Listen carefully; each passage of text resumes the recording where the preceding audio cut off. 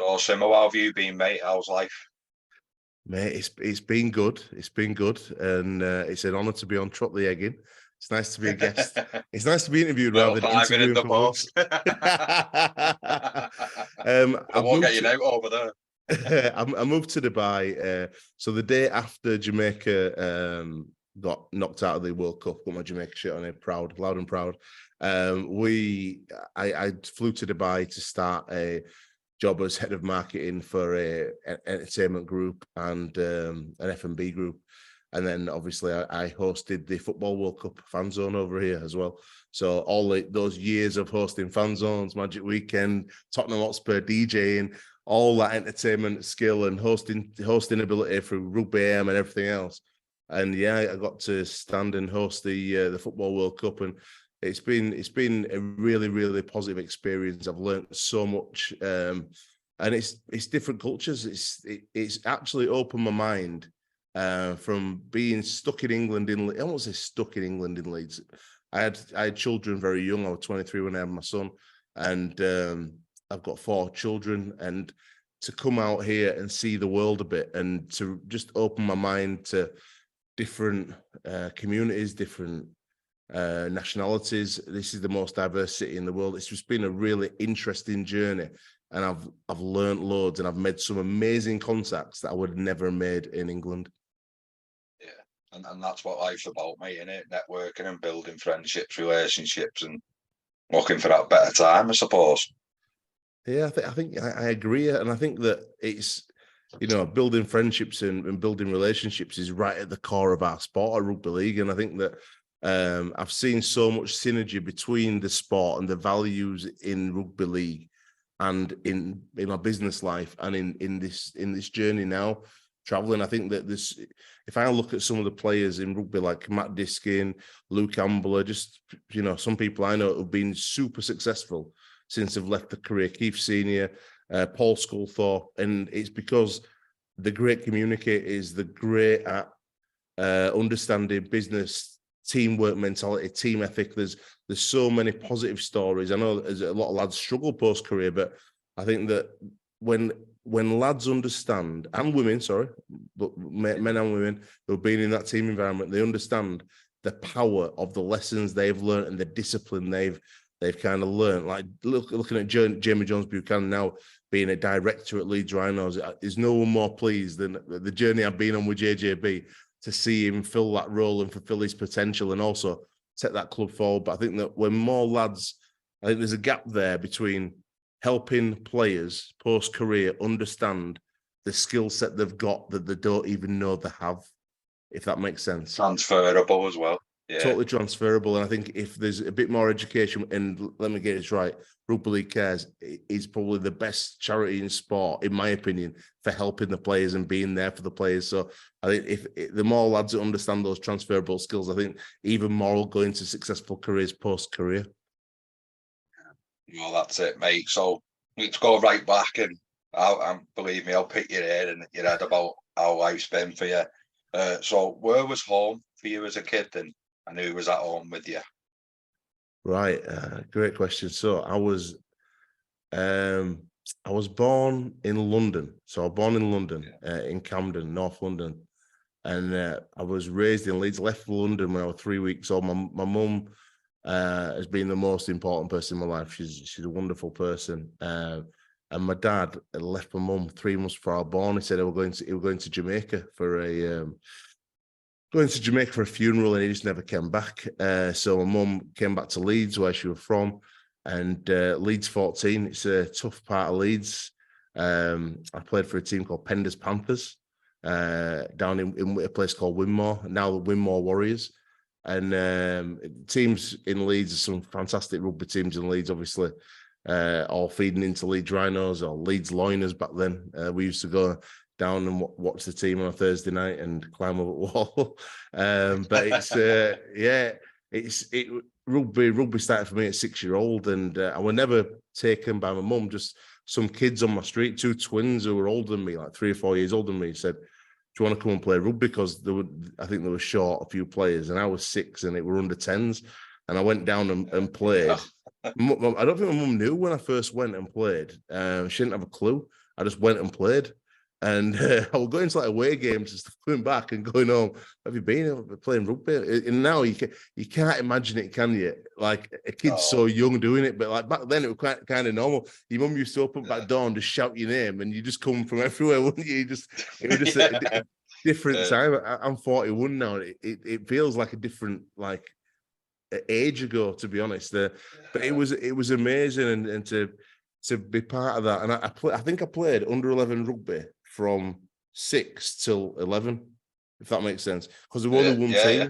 So I just went up and up and up with that team. So I started at hooker because I was smallest, ended up on its centre and second row because I was biggest. But amazing time. And even now, I still know lads I played with back then. And then sadly, I went to a football school at 11-year-old, and the teacher, I remember him saying to me, "What position do you play?" And I'm like, second row centre. And he's like, no, football. I says, I just don't play football. But I played football with mates in the playground.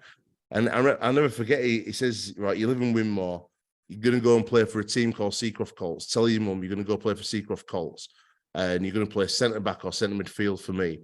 And that were it. And I went home and told her, and she took me to Seacroft Colts, and I stopped playing rugby.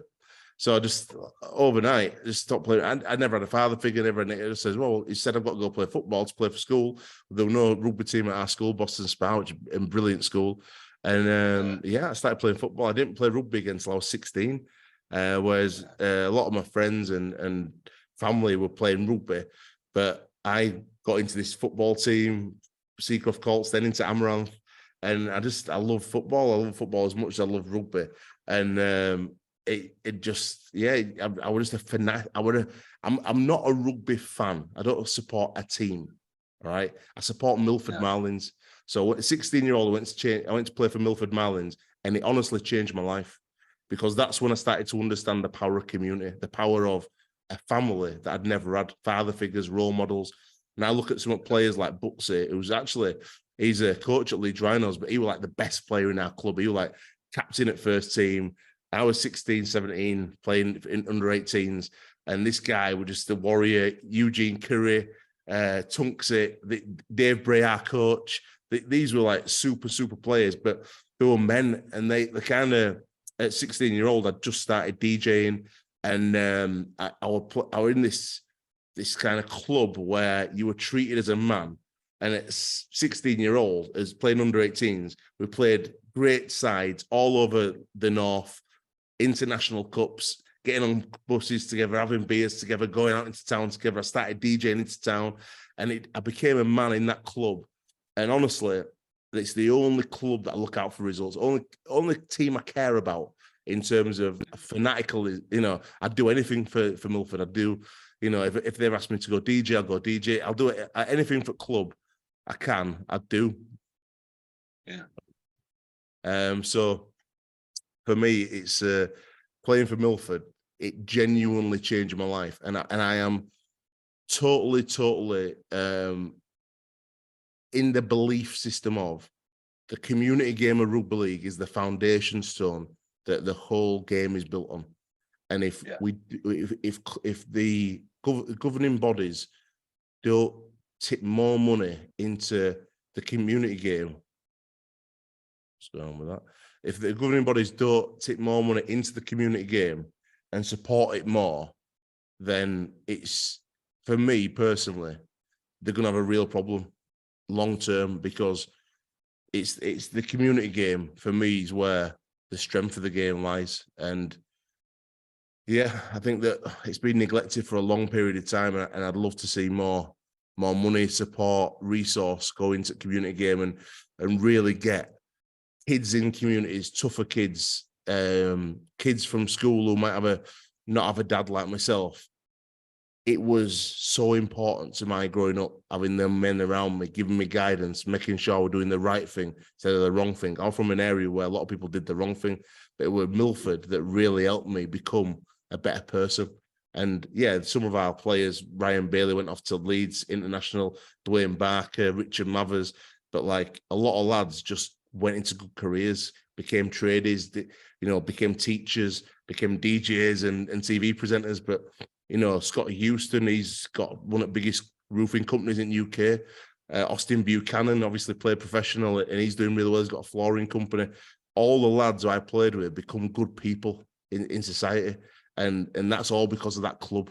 Do you know what I mean? It's like, and what that club still... age as well, Simo, isn't it? That age that you're on about is key. Yeah, right, 100%. Yeah. I think that it gets lost. It gets lost a bit now. And I think that rugby league have got a responsibility to understand the role in society the game and the amateur clubs play to young boys and girls in setting like key life lessons, because you've always going to have those kids who come from a perfect family, mum and dad are great, got good jobs, and yet, you know what? I'm happy for anyone who's had the luck to have a family like that, to have that support. But there's privilege for every kid who's got that, there's 2 or 3 that don't, and it's those 2 or 3 that don't. It's like if the government, it's not just the governing body, if the government put more money into like helping kids play sport and facilitating that and saying to rugby clubs, right, well, we'll give you a tenner for every kid that's playing. Do you know what I mean? And they're a bit more kind of opportunity for the clubs to get out there and get kids into it and help them go on that journey through sport. It's not about being a professional athlete. It's about being a good person. And I think that's one thing that, and for me, I was saying when we were just talking off air, like I had a lot of anger.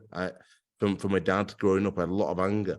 And I went out on a field. I don't think we ever played Milford under-18s without having a fight. One of us on field every game.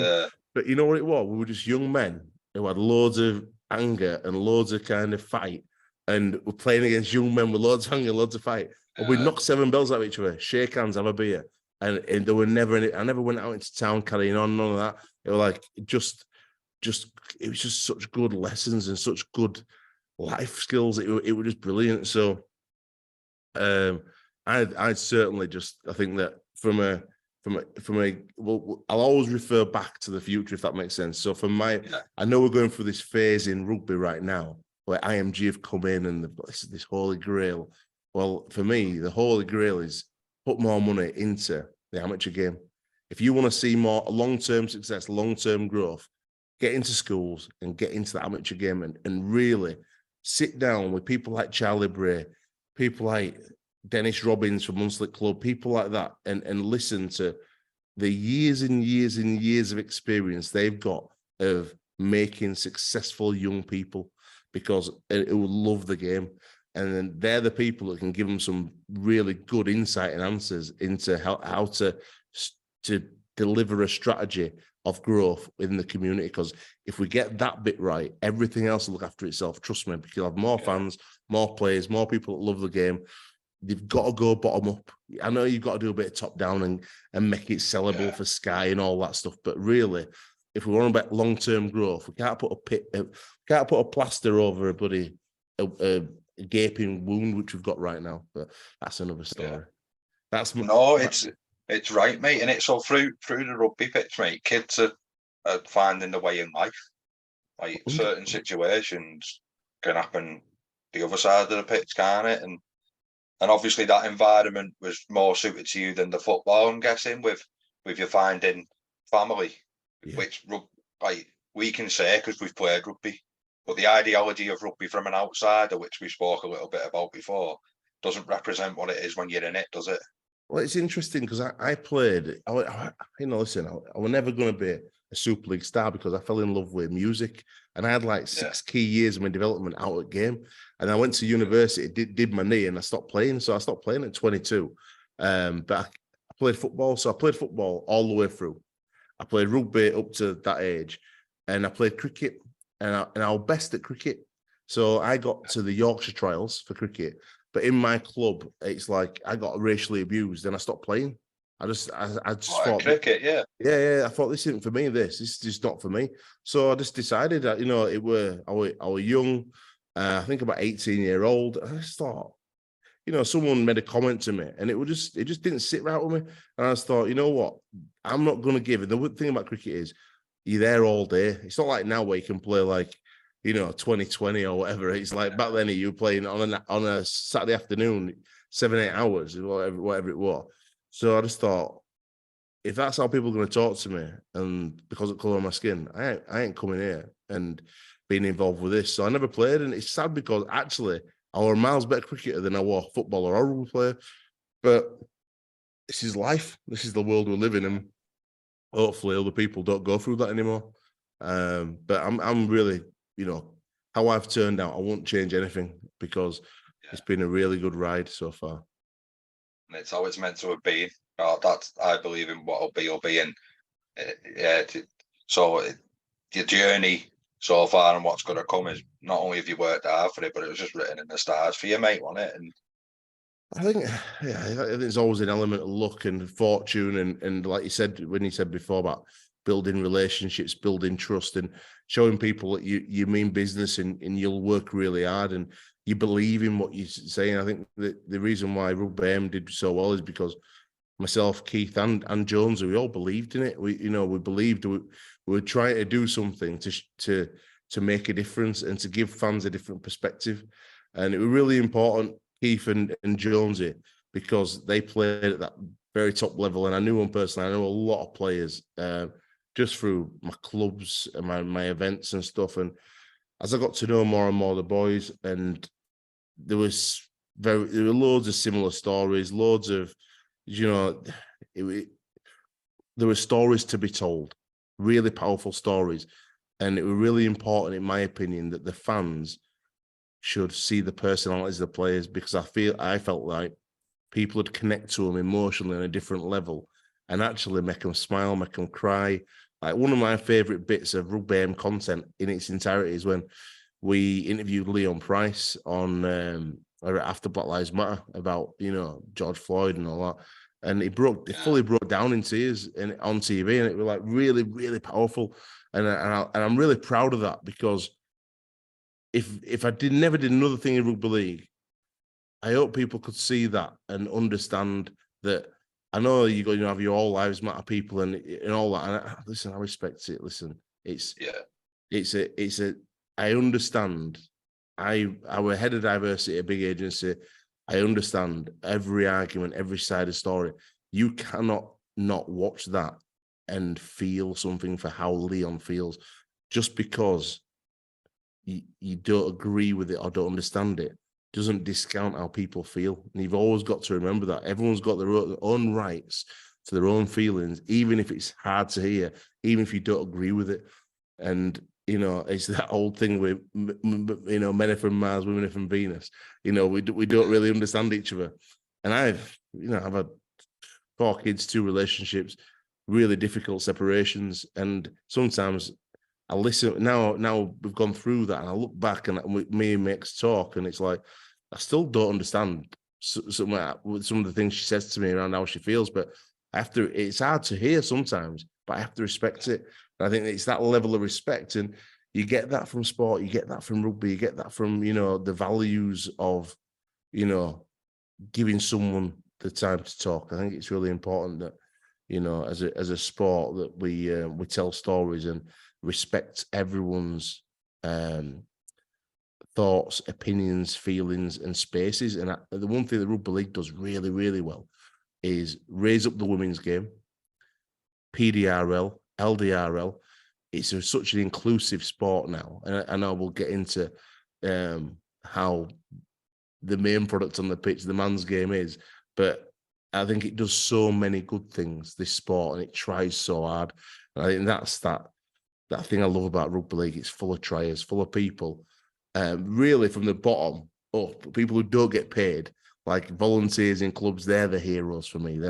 I've been all over the country covering NCL. That was my favourite time in Rugby League, covering NCL games, going to amateur clubs and just having banter with lads, with Wagger and with lads, and getting out and seeing them all.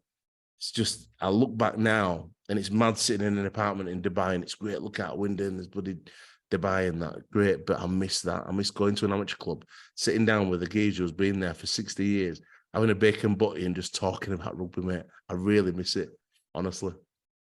They're the people that the love's still there because they're not getting paid. They're doing it pure for other people's benefits and stuff, aren't they? And to make life what we've had for the next Alex Simmons, for the next John Hetherington, for the next friends of ours. That is what the community game's good at. Yeah, 100%, mate. And I just hope that when Phil Kaplan sent me, knowing I'm coming on here, I messaged Phil and I messaged one of the chairman in Super League last night, and I said, any chance you can send me the AMG proposal? Because I just want to read it, because obviously I've been watching a lot of rugby recently and I've really enjoyed certain elements of rugby this year, but I haven't read the proposal. But neither of them had it. But Phil sent me his article he wrote about it, and from a guy called Matt Dwyer, his statement, really, really interesting read. But the sad thing is about it, there's nothing in there about the community game. And I'm just like, are you missing a trick here, mate? And I've actually tried to connect him on LinkedIn today and just say, look, if you ever want any advice from someone who's totally independent, as you know, not connected to any club or working in game anymore, but I've had 10 years of trying to build the game, whether it's Yorkshire, Lancashire, whether it's Rugby AM, whether it's NCL, whether it's Jamaica Rugby League. I've done a lot in the last 10 years I'm really, really proud of. And I've learned a lot about rugby, about the players, about the clubs. And I just think that they can't ignore that community piece. You know, that community piece is integral to growth at game. And I get that they've got to make the Super League really appealing. They really have, but people buy people, and people connect to emotion. And I think one of the most powerful things is when we advertised the NCL, we had an idea, me and Jonesy, of getting the players back in their NCL shirts and talking about the club to advertise it on TV. So like Paul McShane on Slip Parkside went down to like what it now? Sean O'Loughlin down at Wigan St. Pat's went down there. Mate, it's like the little kids again. They're round lads they've known all their life. They put the shirt on with so much pride. George Burgess, Dewsbury Moor, mate, it's part of who you are. Me, Milford Marlins. What were your amateur team, John? Going on it, right? There you go. And it's see how excited you are. It's like it's no, it is. It's memories. You bleed it. And the thing about it is, it's like every player, no matter what the level, has got that connection. Every fan, do you understand? So the thing that unites us all is that amateur game. It's where we all come from. It's our core. It's our soul. And if you want to, no game without it, is there? Not at all. And the fans follow the players, right? The fans are clubs, but rugby league, in my opinion, is a really unique sport because the fans are fans of the sport first and the club second. The rugby league fans before the Leeds Rhinos fans, before the Wigan fans, the rugby league fans. And we saw that when we did the campaign for Kev Sinfield, when he got the sports personality second position. We did a campaign at Rugby AM where we got all the captains in Super League to put a Sinfield 13 shirt on and say, we're behind you, Kev. And turn around, it was Sinfield 13. Every club apart from Wigan did it. But it was great. It was great. I understand that Wigan and Leeds there. I get it. But it was great that 11 of the 12 clubs did that. Even the lads in Catalan did it. And it's like, and they all videoed it, all sent us the clips in, and it reached over 1 million people on social media in like 9 days. And you know, it would have helped. It would have helped getting votes because everyone in rugby league bought into it. I think he got about 300,000 votes, and any other year he'd have won it.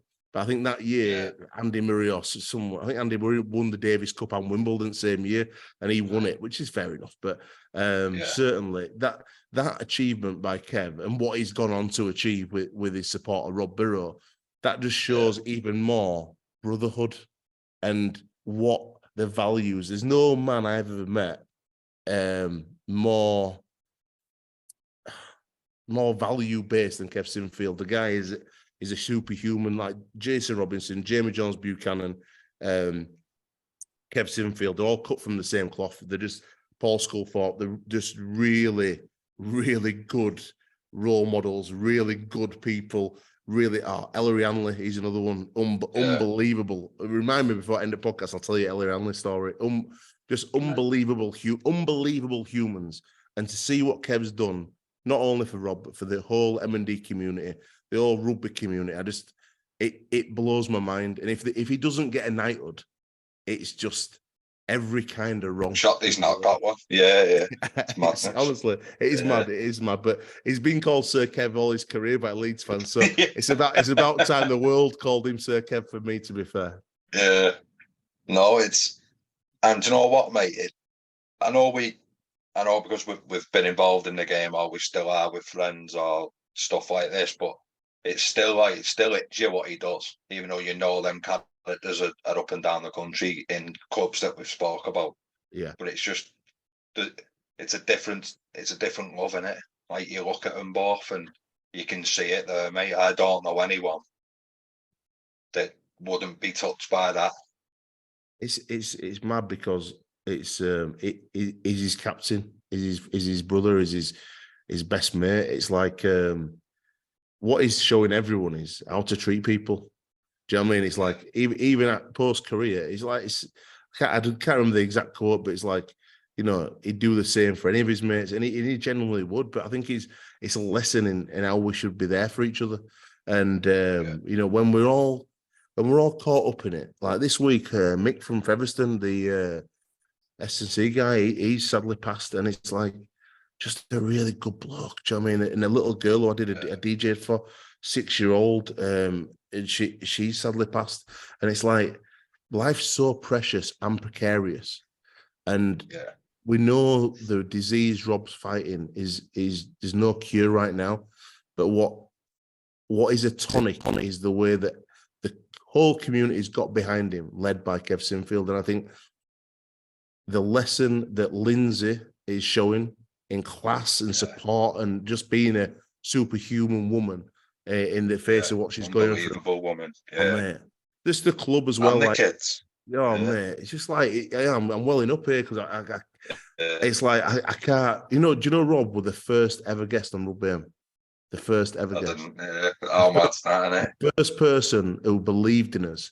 Him and Keith have always been really close, really, really close. Yeah. And the first guest in my garage. So Rugby AM started on a pirate radio station called Frequency FM.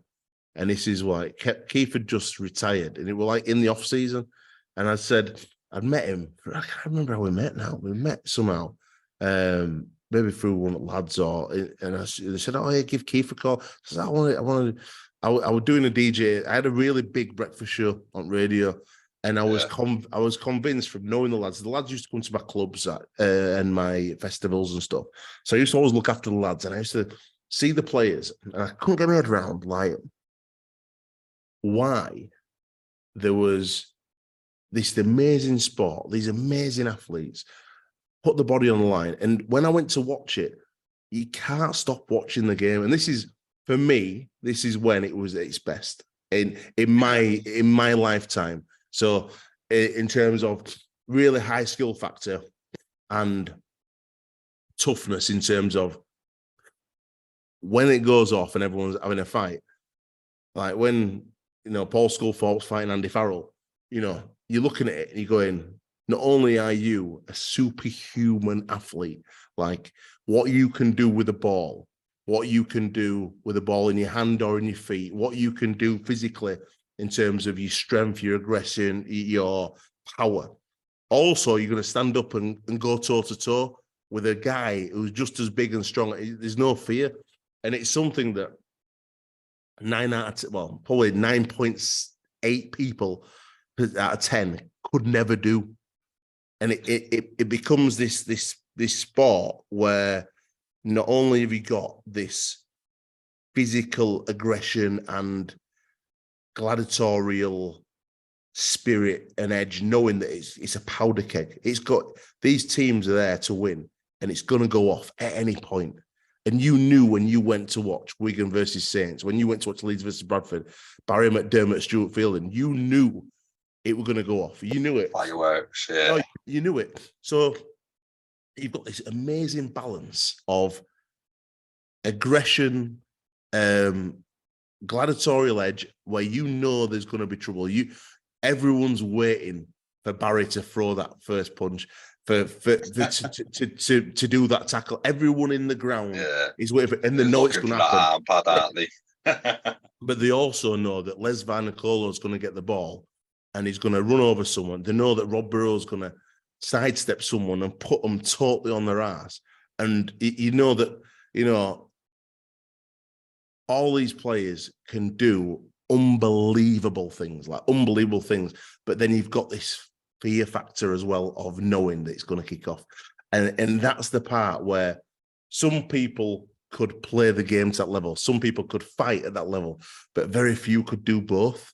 And and it was that when I used to go and watch the game, and it was watching like a Luke O'Donnell at Origin, who became a really close mate of mine, watching a Keith Mason and these lads who just, I knew them as people, and as people, they were really great characters, really funny in so many ways, loads of personality. But then on a field, they were fucking killers. They were warriors, mate. And it was like, I could never get to that mentality of like putting my body in that position, my mind, and like, I just had a load of admiration for who they were as people on and off field. And I think that for me is what's being lost now out of the game is, that kickoff's never going to happen. It's actually taken away a massive part of the soul of the sport. And I think that we're not attracting new audiences. If you look at the growth of MMA, you look at the growth of boxing, it's because it's a sport that people can't do. Is you want to be able to do it, but you can't do it. Like now, without that in our game, sadly, and I will always get the argument, right? Oh, it's a family sport. Well, for me, the family sport thing ain't working. It's not working. Numbers are dwindling. We're losing them old school fans. The videos that get the most reach are the fighting videos from back in the day, right? You post one of them, you're going to get thousands of likes, whatever, right? Shoulder charges and stuff like that. Shoulder charges, all this. And I get all this head stuff. I get it all. But we've sanitized the game to a point now where it's not the same game. And IMG need to work out how to sell this game, a brand new game, because it's not the old school rugby that half the fans, they talk about re-engaging fans, right? If you want to re-engage in fans, change the rules, make it a yellow card for a punch. Because if I ran the game, that's the first thing I'd do, right? Because that'd re-engage fans. Now, whether it's right or wrong, there's that argument of, well, do we want fans back or do we not? Do you know what I mean? Or, because we're not getting them from anywhere else. Kids would rather play on PlayStation than go to rugby now. And that's the reality of, sadly, of the new generation of people. And we have to almost kind of go, what's entertainment? You look at Conor McGregor, mate. He's the number one paid sports person in the world for a reason, because he's box office. And there's no reason. I've got a long list of things that I've got on my phone. I've got this thing, how I'd grow rugby league. Really sad, but I'm not passionate about it. It's just like, I always have ideas. I'm like, right, write that one down. And I'll just share it with anyone. It's just like, it's just important to me. But I think that when I started rugby and I went watching all these, I've just gone off on one there. Totally, that's I get carried away with rugby because I love it. I love it that much. I'm so passionate about it. But Rob, go back to Rob. But Rob being our first guest on our show at Rugby AM, and seeing what he's gone through now, and looking back on that footage, the first time he came to my garage, because I went from pirate radio station to my garage, it was like literally Wayne's World, mate. It was Wayne's World. If you go back and look at Rugby AM season 1, it's like the Burgess boys in my garage, Rangy Chase in my garage, and lads would turn up to my house and be like, "What a guy Rangy is, by the way!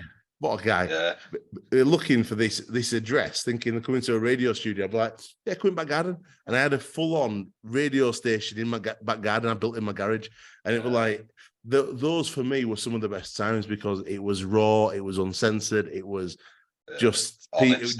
Really honest. Jamie Jones Buchanan used to come in.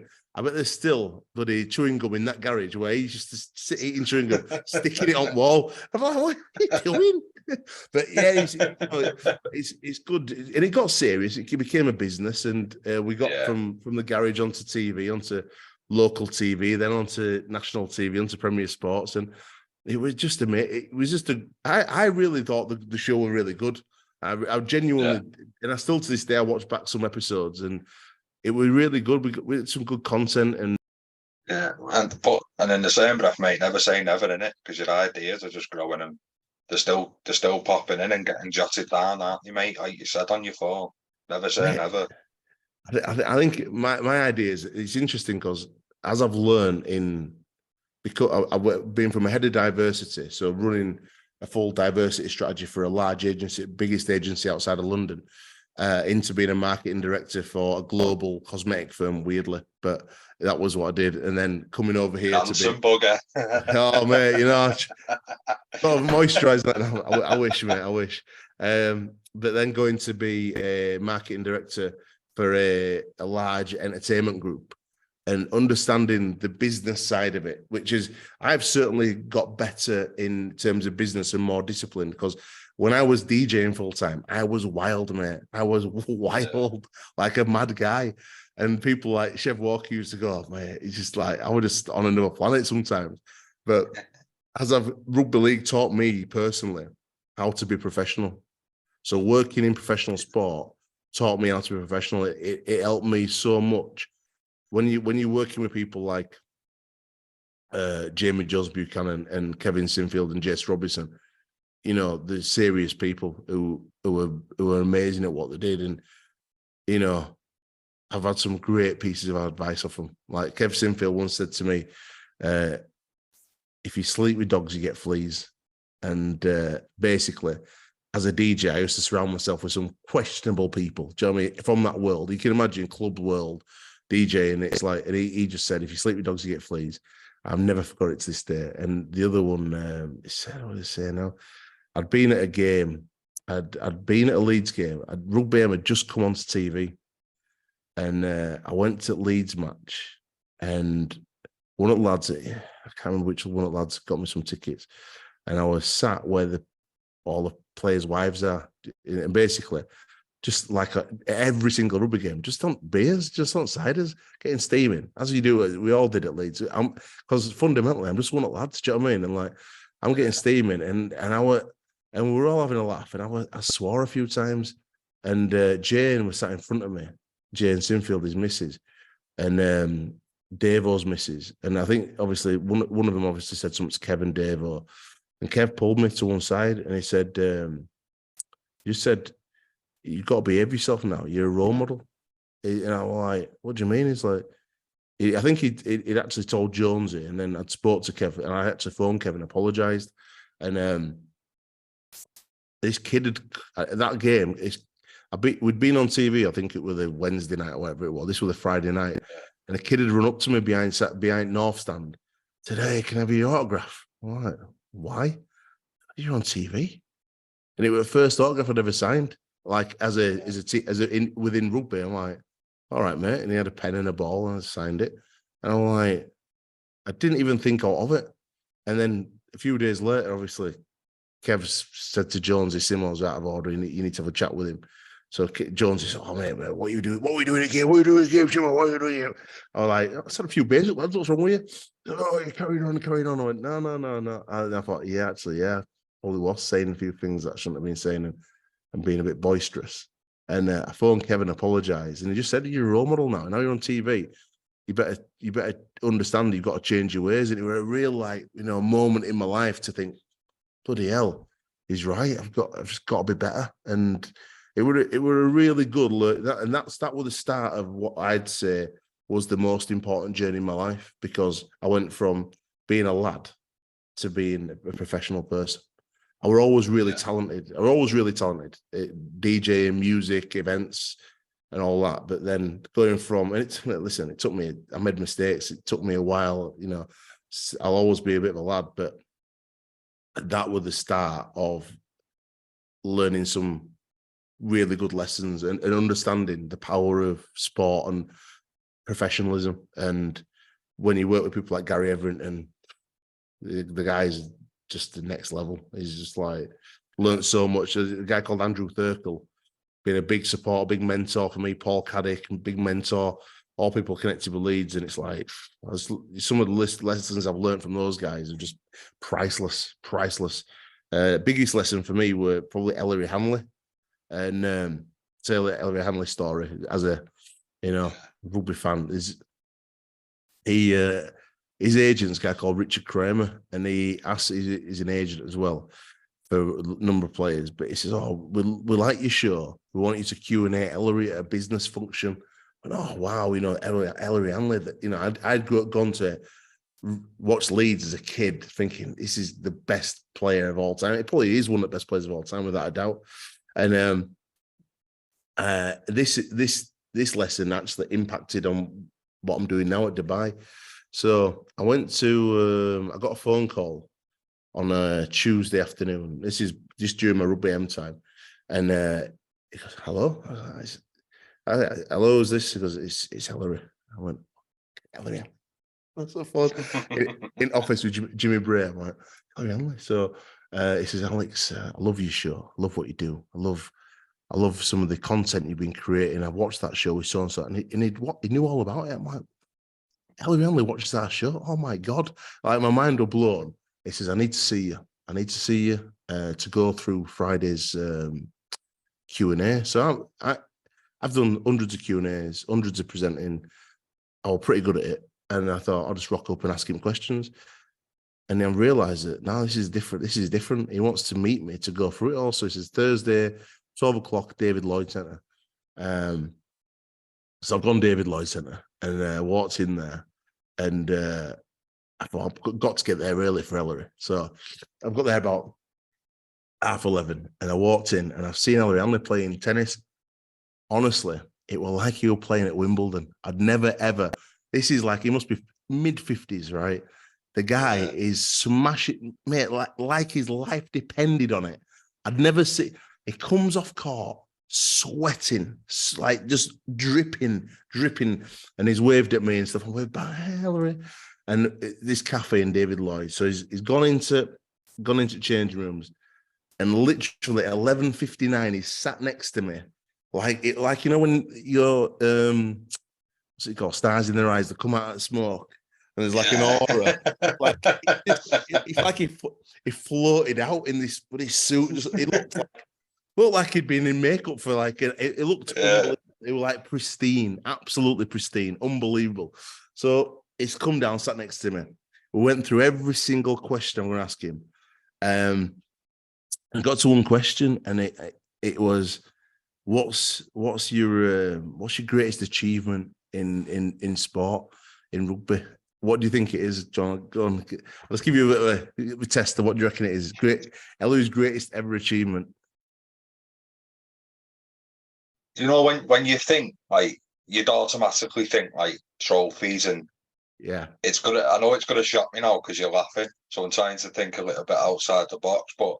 He smashed up like rugby both sides of the pond, didn't he? Like, I don't imagine that, like, establishing yourself down under, because he cracked it here quite early, didn't he? So, well, one thing that him and Kev Sinfield have got in common is they don't ever speak a word until they really mean it, what's coming out of the mouth. You can see they think about everything they say, and he sat thinking for about a minute, and it was like I could just see him think, really, really considering his answer. And he sat there and he went, "I've never smoked a cigarette, never had a drink of alcohol, never done a drug. And I can honestly say that every single time I crossed the whitewash, whether it's in training or a game, I gave everything I had." And in that moment, I understood sacrifice. And I understood what it meant to actually be a success. I could not actually believe it. It absolutely blew my mind. And when I got this opportunity in Dubai, I was coming off the Jamaica journey, which were really difficult for a number of reasons. And I'd struggled with the thought of moving away from my kids. And I thought, if I'm going to go to Dubai, I'm going to do an Ellery. I'm going to give everything I've got. So I didn't have a drink from 1st of November till my birthday on 11th February. And I just gave it everything. And the success we had in that period, because I'd just totally focused. And I thought, imagine doing that for like 20 years of your career. There's no, it's like that level of sacrifice. It blew me away. And it's just like, and that's one thing I'd say about rugby league. I've met so many people who've just blown me away, like Roy Dickinson, Jim Mills. Like, I've had such a blessing to meet so many amazing humans from years and years gone by, Brett Kenny, Wally Lewis, all these. I look back on Rugby League, Rugby AM. If you look at like 9 years of Rugby AM, the content that's there is unbelievable. And the only regret I've got in that whole time is that there was a guy called Harry Jepson who was the president of Leeds Rhinos. He was 93-year-old, and Harry actually knew somebody who was there in 1895 when they signed when they signed that piece of paper. He knew somebody in his lifetime who he was friends with, who was in that room, who signed that paper. And all this history, and he could tell you, Harry Jepson could tell you, and I think he'd done everything within rugby. He was a real club man at Leeds and Hunslet, but he could tell you every score of every game he'd ever been to. He had this like photographic memory. It was mental. And Gary Everett used to sit next to, because I'm a proper rugby geek. I'll talk about rugby all day long, and I love it. And I'd sit next to Harry and we'd have these conversations and they'd just go on and on and on and on and on. Like this is going on and on. And it's just like, it was just the most amazing person. And I always said to people, we need to get him on film. We need to talk to him about his life. And really sadly, he had a heart attack and died suddenly. He was in perfect health. And I always thought, I can't believe we never got Harry's story. And that's one thing. Like now I look back and I think, the amount of stories we've got, like some greats, like I've got to sit down with Mal really for an hour and a half, and the amount of times that me and Mick Morgan went to commentate on NCL games up in that country, and just spending time, like driving to Cumbria with Mick Morgan is like, it's like the best drug in the world for me, because I'm sitting with a proper legend who's got all the stories. It was hilarious. Like 6 hours. And then we get there and we watch rugby, then we drive back. Yeah. We're talking. It's like that working with Mick Morgan, you just won't meet a better bloke, and it's all there. It's all on YouTube to watch, and it'll be there forever. So that's the one thing I'm really proud of, is just getting so many stories, but there's so many more to get. And I hope that, somewhere in this IMG thing, they find a space to tell stories, because they're not doing it right now, and they really need to do it, in my opinion. But that's a bit of an overview there for you. And that's what I'm trying to do. I started out trying to look after it. Like I played me senior rugby at Widnes Rugby Union, mate. So where Widnes Academy used to play and stuff. And we have like sportsmen's dues, but they tend to get rugby union. So I try to look after it, like our club in lockdown, basically just promote our lads, because there's more than just a player there, which is the fundamental of our chat today, innit, really. And I tried to get their personality out there. And then, like one of my mates, come on, Chris Atkin, is a friend. Top fella. Yeah, great family, by the way, as well. And Akko, come on, and the lads then were like, how do we follow Chris? Yeah. I was like, well, Chris was playing with us a couple of years ago, because he come back to the Lids before he signed for Swinton. And then Scully comes on, who, by the way, is in great nick. He done the club dinner the other day, and he'd have absolutely done me over in an heartbeat if he'd have wanted to. Still in class, Nick, handsome bugger, got good tails, and it's just that's how I try and just show the person, because the rugby's a great addition, but it's the person you want, the person we want to know, isn't it? And it's just one of the things about, like you mentioned Paul Sculthorpe there, it's like the one thing about rugby lads as well. We do it tough. So like they will rock up to an amateur club and do the bit. Then they'll go home and have the tea, and then they'll get up next morning and do the work. This is current players, ex-players, whoever. Lads will do it tough. Me and Paul Scully can have a booze. He's a good boozer, Scully. Yeah. And one night, I'll tell you a story. So Magic Weekend, like, because obviously being a DJ, being a nightlife person, I'm like a night owl. I come to life at night. I'd hosted the fan zone all day at Magic Weekend. This is going back 4 or 5 years, maybe 4 years, maybe something like that. It was great though. The fans are just brilliant. And it was the night when Josh Warrington fought for the World Championship against the Welsh kid. I can't remember what it is now, but he smashed him anyway. So I had arranged a club I used to DJ called Digital in Newcastle. I says, well, let me book it and let me put the fight on, and we'll get everyone to come down there. And we basically, it Leeds, last game, I can't remember who they were playing, but Leeds won. We all went down to Digital, watched Josh Warrington. We just got on it, like, massively. all David fan zone in the sunshine. Me and Wagger, Jimmy Bray, we got on it massively.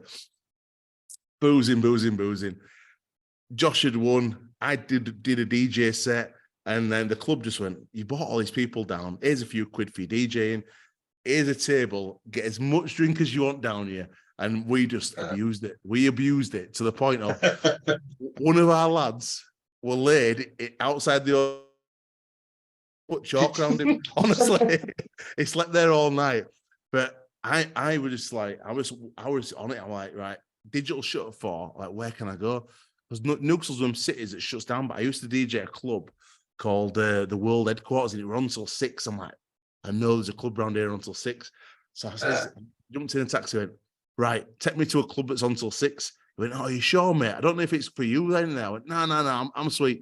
I'll go anywhere. Just take me anywhere. Took me to this club, go up to the door. I was steaming, obviously.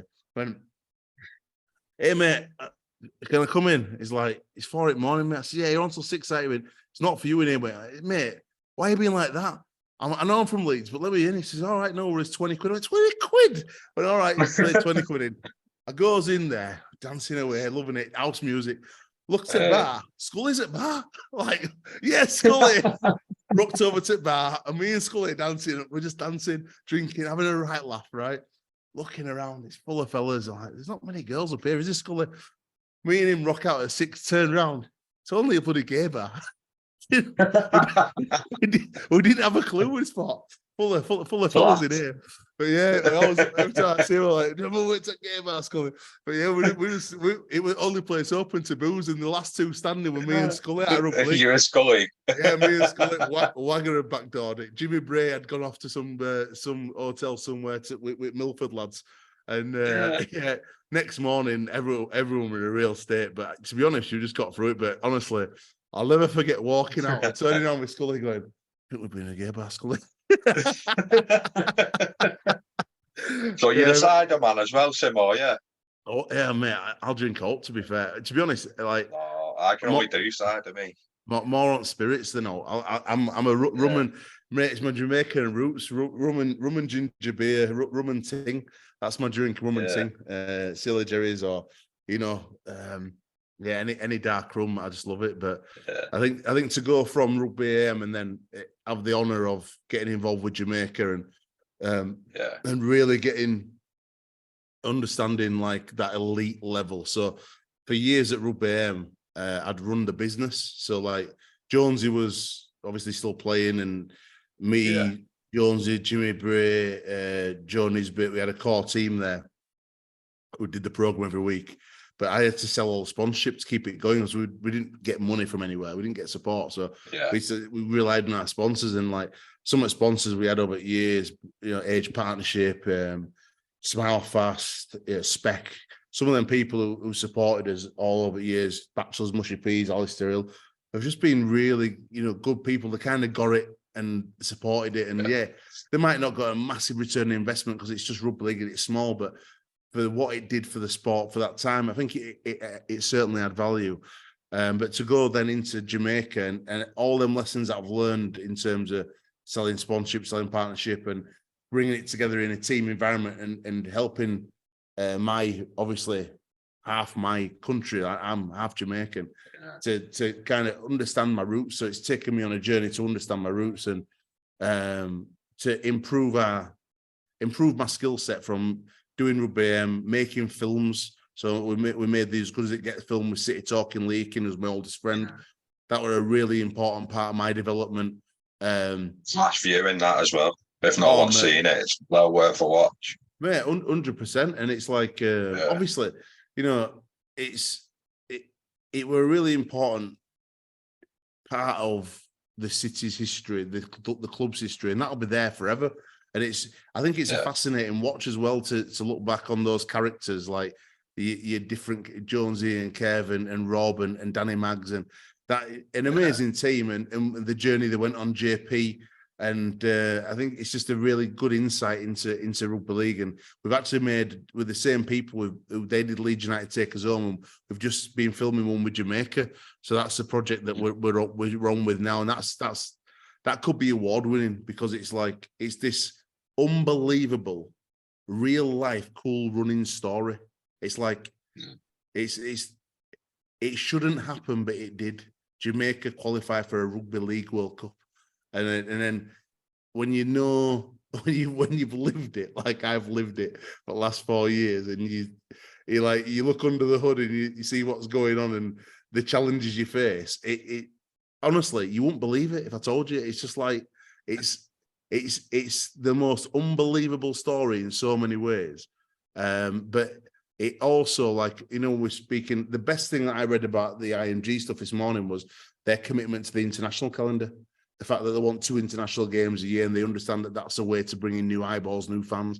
So that really gave me a lot of hope reading that from Matt Dwyer, that there's a big drive towards international rugby. And I think that, that's, if we don't get the international game right, we'll never grow as a sport globally. Well, it'll always be what it'll be, parochial, East Coast of Australia, parochialism in this country. We just won't get there. So there needs to be a really concerted effort into how do we grow the international game? How do we get countries like Jamaica, the West Indies, and make these brands stronger? And because a lot of people bought into Jamaica because it's Jamaica. Do you know what I mean? It's like everyone's heard the name Jamaica. Bob Marley, Jimmy Cliff. Do you know what I mean? It's like people know Jamaica. They don't matter about rugby. It's just, it's Jamaica. Oh, I'm interested. There's a common ground to break. Yeah. Usain Bolt. It's like there's so much commonality with Jamaica, reggae music, that it actually crosses the sport into fashion, into culture. It's more about, like, I've found personally, my role with Jamaica has opened more doors for me than anything in my life, because it's Jamaica. It's not rugby, it's Jamaica. And I realized the power of brand and the power of crossing that boundary from sport into, and I believe personally that Origin, Yorkshire, Lancashire, we did it with the Legends really successfully. I can't understand why it wouldn't be brought back. It don't make any sense to me. Why it can only be clubs not wanting it. Because to me, is it they're not willing to drop a fixture, Alex? I think, because I asked that people, and it's about calendar, like dropping a fixture. Yeah, because I can't see why it won't work like you. Reading this statement from IMG, they're basically saying there's no more loop fixtures, no more Magic Weekend. So what that tells me is there's space in the calendar for it now. So it'd be interesting. It'd be interesting to see if they bring it back, because I think that actually that'd be, with a bit of work over a couple of years, I think that could be something that does bring back a lot of, fans who are disengaged from sport. I think that could be a real, especially in the north. I think, and also you got to look at Cumbria. Cumbria for me is a hotbed of rugby league. It's like that to me is an area where they've got to work out how to get a franchise up there. They've got to work out how to get a team. And I understand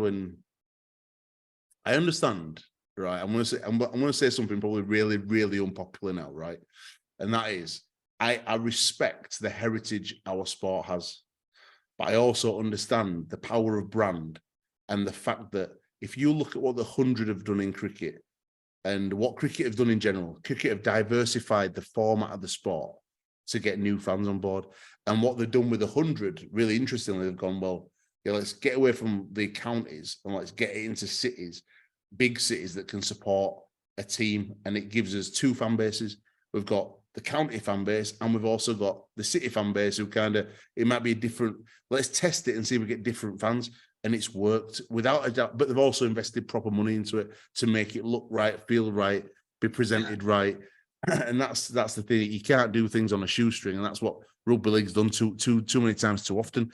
But I just feel like if you want this sport to grow properly, you've got to go, well, if Everton get promoted this year, which is very likely, you've got 3 teams with a WF postcode in Super League, unless Wakey obviously go down, but it's like, that ain't growing a sport, because there's not that many people in the WF postcode. So really, you've got to look at it and go, well, where would franchises, if you're going to go to a franchise model, where would they be? York, London, Birmingham. Do you know what I mean? It's like, how do you grow the sport? So it's like your pinnacle of sport is your international. And then it's this league, this super league of teams that have got fan bases there to grow. And I'll give you a good example of why it works. So I went to the first Toronto Wolfpack game, played Oxford. I travelled over with the Oxford team, and I went to that stadium, and it was no one had ever seen rugby league before.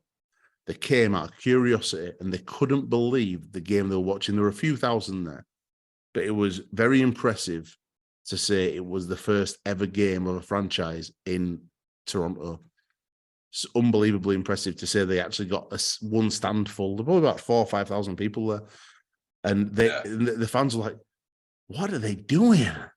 They've got no pads. Oh my God. And they were just like, it was unbelievable to see from that game to the £1 million game that I went to when they won and beat Featherstone. And both sides of the stadium were full. There were 13,000 people in the ground. They had this mad beer garden with a DJ. They had a drag act at half time doing Simply the Best, the drag Tina Turner. It was the best game day experience I'd ever had in rugby, because the Americans get game day experience. That's one thing they do really well. You go to Raptors. I went to Raptors. I went to Blue Jays, and the game day experience is just phenomenal. It's like you're literally at a party. It's just brilliant. Music and it was just different. I'd never seen it in rugby league, and they'd just grown this fan base from this city which could support it. And it was kind of like it was in the district where it were like young professionals and creatives. So you had all these kids who couldn't really afford to go to the Blue Jays or couldn't really afford to go to Raptors, didn't really want to go to Blue Jays. It wasn't very cool baseball. And it was just it was a disruptor sport. So it was a different sport to what they used to. And it had gathered this fanatical fan base. Every single person had some merchandise on, every single one of them. And I looked at it and I thought, this is unbelievable. And that was the model there on which the sport could have grown. If Toronto Wolfpack, if it hadn't been for COVID and they'd have had their distribution, so again, the narrow-mindedness of the sport, no, we won't give that. Every team in Super League gets £2 million from Sky. We're not going to give Toronto the £2 million. If they'd had that money in that year of COVID, they would have survived. They went to the wall because they were just short a few £1 million. It's like they would have survived. And it's like how the game can afford to mismanage wealthy people out of a sport. David Argyle, Richard Branson back in the day, Marwan Kukash, all these people who've had millions of pounds, they've been mismanaged out of game. And fundamentally, you know, as a sport, we've got to get better at managing people who want to invest in the sport. It's just, we've got to provide a model of growth. And, you know, you look at what Simon's done at Warrington and how that club's grown over years and where it is now and the stadium and Fitzy running. It's just such a good club for so many. And it's got to be, it can't be far away. Another club winning Super League, Warrington, Catalan, someone different name on the trophy. And I think that'll be a big game changer. But we've just got to be better when it comes to these opportunities. There's got to be a bit more of a think tank on, actually, one second, we've got a transatlantic game here. We'll get a team in New York. We'll get you know, let's think a bit of a bigger picture of growing our sport in the UK. What we're going to keep, you know, doing what we've always done and getting the results we've always got. Are we going to do something different? Are we going to be brave?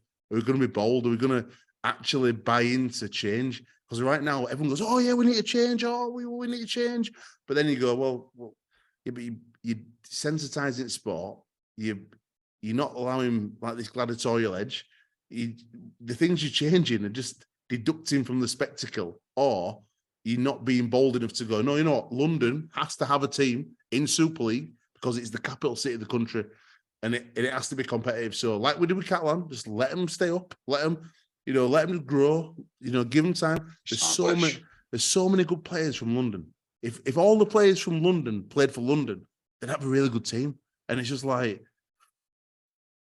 it blows my mind. Honestly, it blows my mind that there's so many kind of decisions being made over years that I just, from somebody who just cares, I just care. I just want to see the sport grow. And I look at it and I go, how did they get to that decision? Who made that call? You know, what's behind that decision? Yeah, what's behind it? Because I'm looking at it going, it don't make any sense. Like, is there something else going on here? What's going on, man? What's going on? It's just You're not going to get the transparency, though, are you? Well, that's one thing. In this statement, it says the criteria will be set out at the start of next season and being developed as part of the second stage of this process. But they will be objective, easily measurable, reliable, valid, and most importantly, transparent.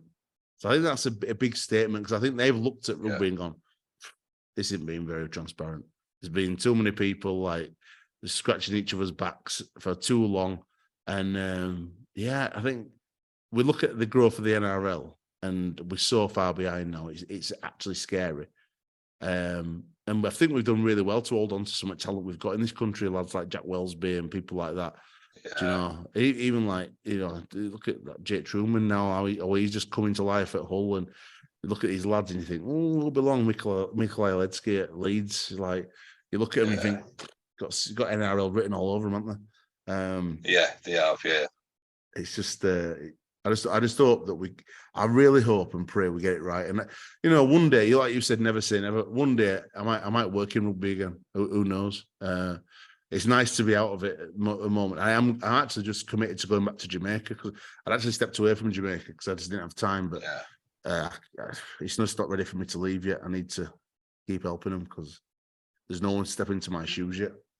But, to be honest, I was going to touch on that. So just before I do, So I've had Kurt Agon, I've had Gaz Wheeler, Andrew Dixon. They're two lads I grew up playing against, mate. But they spoke of the absolute opportunity that was there, how buzzing the city was, and how open to tourism it is, the multicultural vibe that's there, and they fully believed that is a missed opportunity, which you've touched on. And I think they're back up and running, mate, aren't they, domestically? And they've got something going on, but it's still not quite where it should be, is it? But again, that's a missed window, like you've said, isn't it? And unfortunately, they let a lot of people down doing it as well, and maybe lost a lot of people from the game.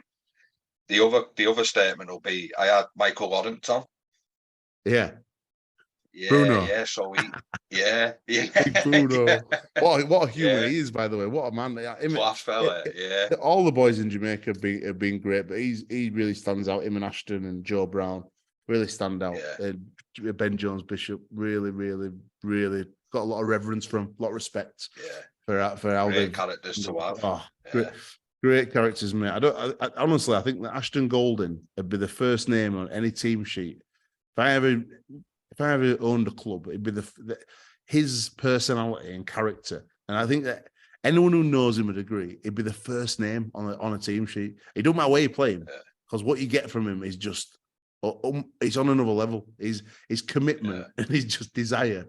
I've never, I don't know many people like it. And I always joke that Jones is his dad, because they're from the same area. They're from the same area. I was like, I'm sure he's your son, Jones. I'm sure he's your son. And we always joke and stuff, but he's honestly so many things that he's just looked at Jonesy, because he is like, Jonesy is like local hero Bramley, and like now Ashton's hero Bramley, but he's just so similar in so many ways. But I think Ashton's just a lot better looking, obviously. He's 100 times better looking than Jonesy. And he's just got this mad desire, this burning desire to be better, best version of himself. So he's just. So Michael was basically saying that initially he weren't took serious enough, so he wouldn't get released because they weren't attached to a comp. So he'd brought it up in the past, and they'd sort of said, well, it's not really serious, so we'd rather you stayed at club level. And how proud and like satisfied he was with everything that he's done in the World Cup and the people you were able to attract, which you've named.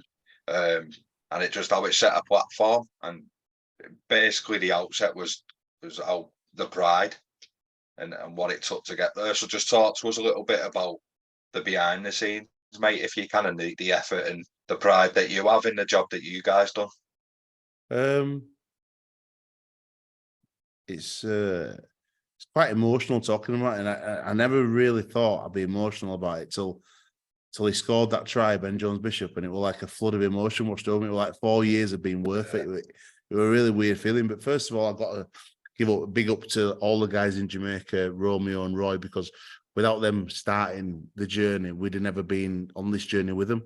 And it's that they had the vision, they did the hard part, they set the foundation. Because what you've always got to remember is that without rugby league on the island, which is the hardest part because it's not a traditional rugby league island, these guys have changed culture on the island. If they don't do that, there's no Jamaican national team. There's no lad like me who are Jamaican heritage playing rugby for Jamaica, because they have to do the hard work on the island. So first and foremost, it's like the just massive respect to people working 3 jobs, getting paid no money, going to coaching schools, coaching school teams, Andrew Dixon, all these guys, Adrian Hall, Peter Tapper, just the jobs they've done in Jamaica is the fundamental foundation stone. And it's Jamaica that needs the most support in terms of we need to put the money back into Jamaica, because as the generations go on, we're losing more and more people from England, if that makes sense, because I qualified through my dad being born in Jamaica, but Will Price, Leon qualified through his granddad. So Will Price wanted to play Jamaica. Corey Hall wanted to play Jamaica, but it was their great granddad that were born in Jamaica. They didn't qualify. So like, it fall outside the bracket, does it? Falls outside the bracket. So for me, on my list of, we'll finish on my list, right? We'll finish on my list of things that I think that I do to improve the game, right? But on that list would be to put it back to great granddad, just so we weren't denying lads the chance to play international rugby. Because if we're serious about growing international rugby, do you know what I mean? It's like, just because Corey Hall is Jamaican to his core, he's being raised Jamaican, do you know what I mean? He's got that Jamaican root in him, like Joe Farrell, do you know what I mean? And Isaac Farrell, like John Magrin, Ross Peltier, they're being raised with a Jamaican heritage. I were not raised by Jamaica. I never met my dad before I was born. So I've discovered my Jamaican roots through this journey, whereas those guys are being raised with it. So it's like, Corey Hall should be allowed to represent his heritage because he feels close to it. It's part of who he is.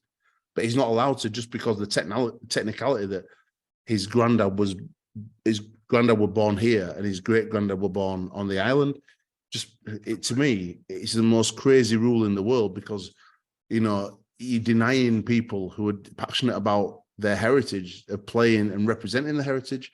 And that's why I'm looking at starting a West Indies franchise, so those guys can play rugby league, and also all the guys from the islands. So like Leroy Cudjoe, Grenadian, Kieran Dixon, I think it might be a bit Barbados, maybe, I'm not sure. He has told me. I should really know that off the top of my head. But what I'm saying is there's loads of lads who can't play for their heritage because they don't have teams on the island yet. So it's like, for me, West Indies would be an obvious next step to go to, which is something we're in talks about. But they could not broaden that, Alex, to establish like a core spine of a team, to expand it, maybe not even to great granddad, but one beyond that. And then it opens the window to bring up and coming in. Yeah, I think if you're talking about growing the sport internationally, you've got to look at how your eligibility from nations like the UK with a lot of different heritage. So you go back and if you did make it to great granddad, then you've got another generation of players available. And I think it's really important with the state of the international game right now to be in a better place in tennis. But really, if we invest money now into, I want to set up a professional league in Jamaica. So something that me and Romeo have spoken about is it wouldn't be a long competition, it'd be a short competition, a few weeks, Jamaica Super League, which allows lads on the island to get paid and some lads who play for Jamaica to go back over and play with them, coaches to come from here, teams to get involved from here to find talent. And it'd be a short competition, maybe a month long professional competition, to kind of help stimulate more noise on the island about rugby league, and also give it that professionalism where lads know that if they play rugby, they'll get paid, but it's also it's a chance to make a better life, and it can start to compete with football, with cricket, with track and field as a sport that's taken really seriously. We've laid a really good platform with our World Cup journey, but we've got to build on that. And right now, the most important thing is structuring an organization that allows growth. So, like, we've kind of, when you said, like, oh, are you proud of it? I'm super proud of everyone involved, starting with Romeo and the guys on the island, and everybody here, Potsy, Carl Fulston, Reese Lovegrove, Chev Walker when he was involved, Jermaine Coleman, Jamel Coleman, Joe Brown, all the guys, Chris O'Connor, Mark Weevil, all these people who've been superb with us, Vicky, Danny Thomas. We had a really good set of people that came together and all our sponsors were superb with us, just unbelievable. Allowed us to bring in more money than we've ever brought into the program to give the lads a good experience at World Cup, but then also to lay a platform and go, this is the level we want to be at.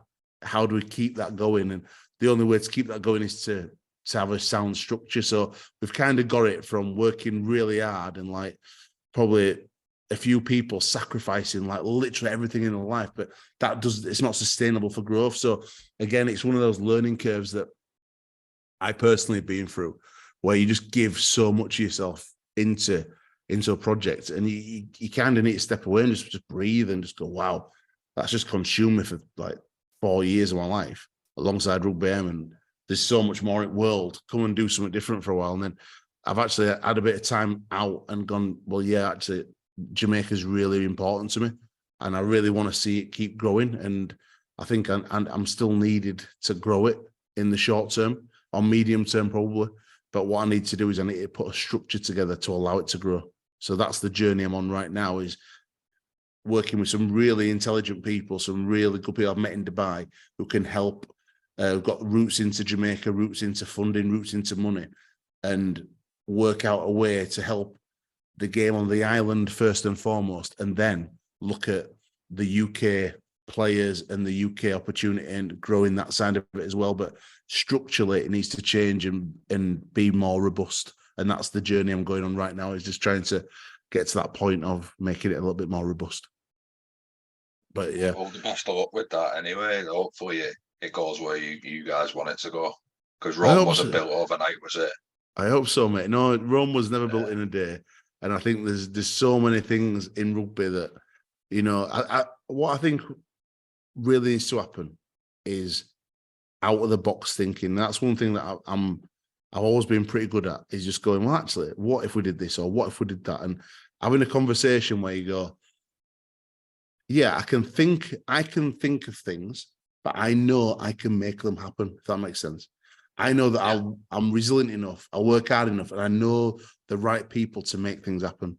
So that's when I went to Romeo and said, I want to help with Jamaica, I want to do this, this, and this. And he was like, oh, yeah, cool, get involved, yeah. And I started to make things happen. Then it builds trust. And he goes, well, I know he'll do that because he said he'll do it, and he does it. And I think that's where, you know, as a sport, we need to be a bit braver and think, right, could we do this? And could we make it happen?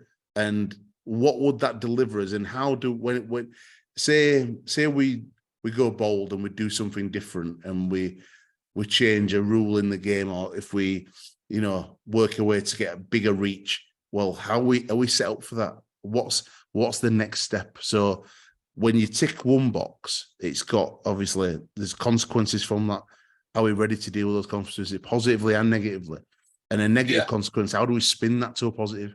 So, you know, there's always a positive and a negative, but it's how you look at the positive and negative, and how you deal with it, and how you actually take that positive and negative and make the best of the situation, whatever it is. If you're prepared for it and you plan for it, and you've done your process and your due diligence, you can get a lot out of it. But it's about being really, really focused, really disciplined, and really believing in the vision. And I think that's one thing that if this IMG thing's going to come off and this vision's going to be out there, it's how they get everybody to believe in it, to deliver it. Because if the clubs aren't in and the amateur game's not in and the fans aren't in, it won't work.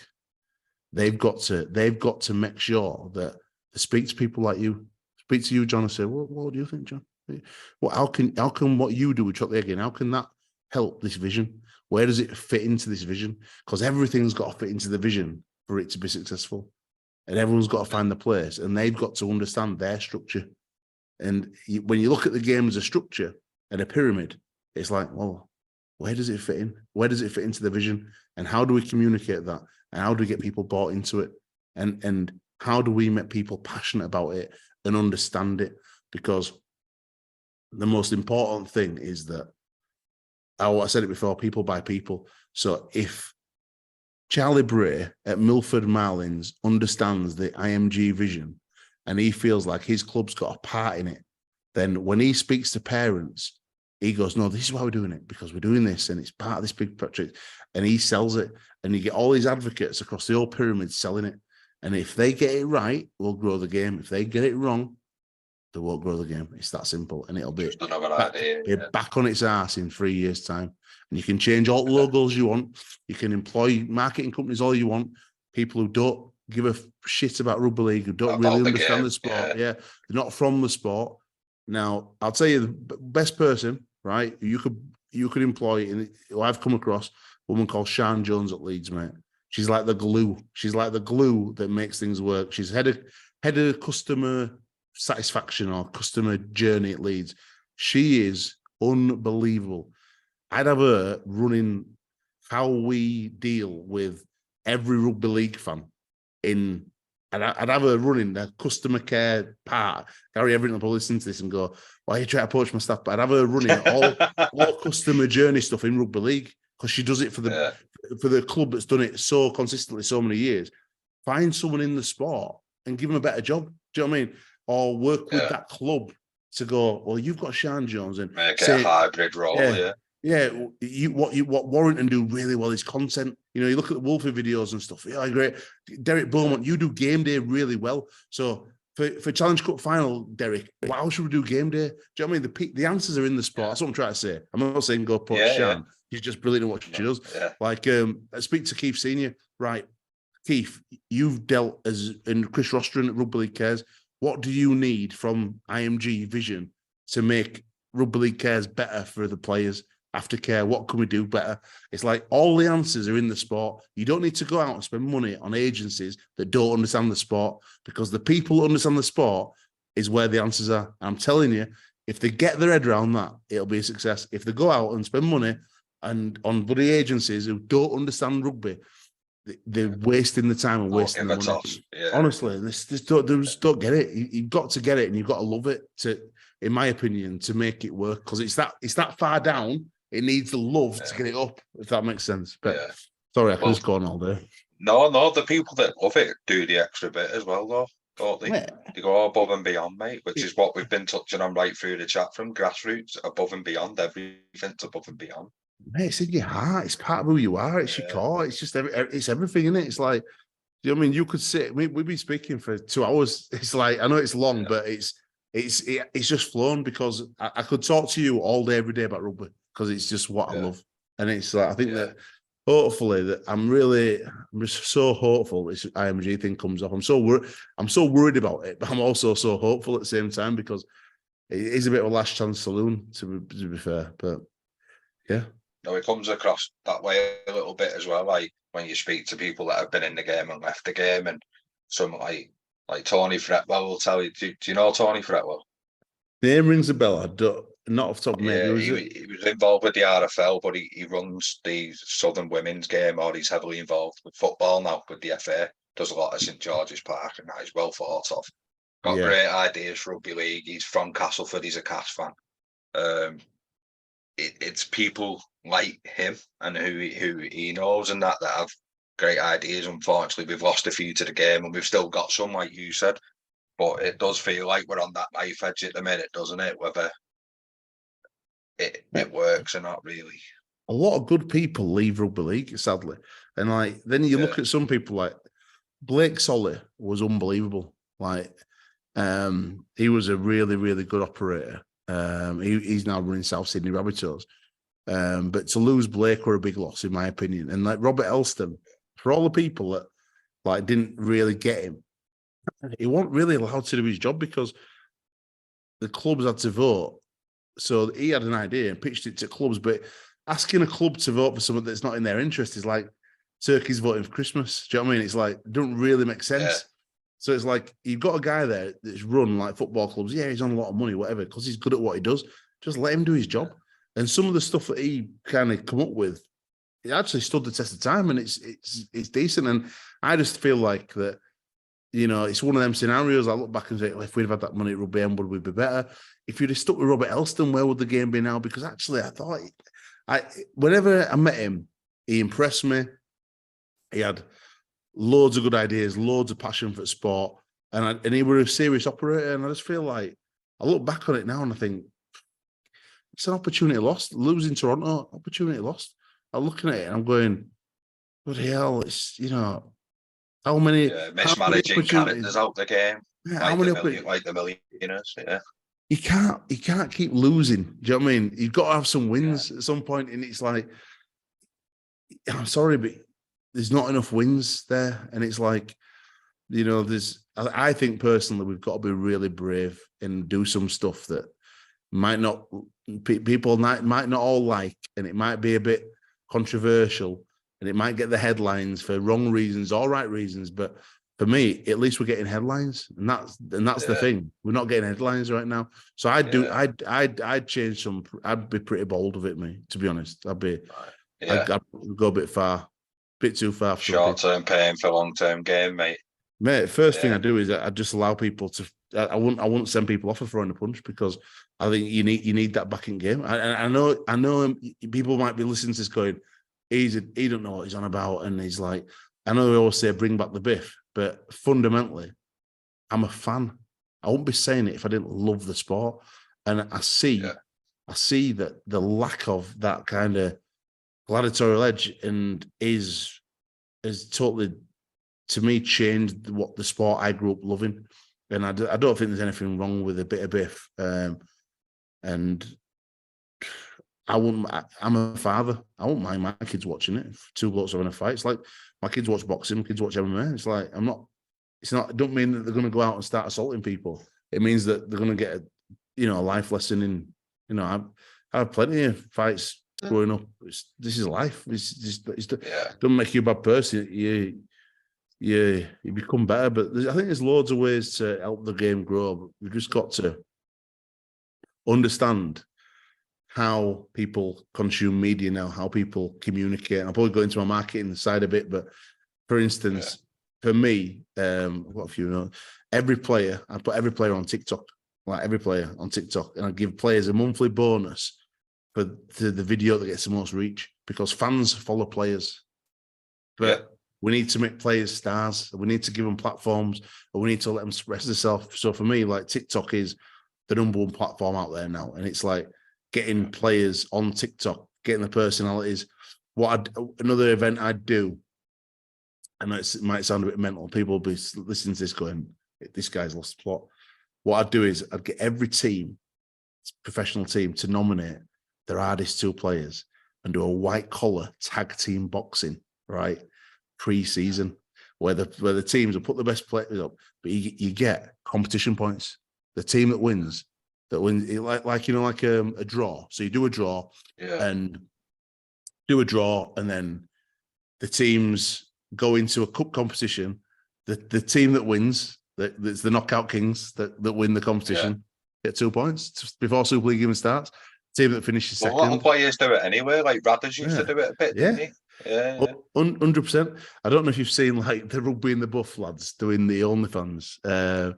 Mate, honestly, I'd encourage players, if they felt comfortable, to do it, because we're talking about new audiences. It don't mean you have to do no dodgy. It's like it's actually, YouTubers have done it for boxing, haven't they? Yeah, YouTubers doing it for boxing. It's like you got to look at how to engage.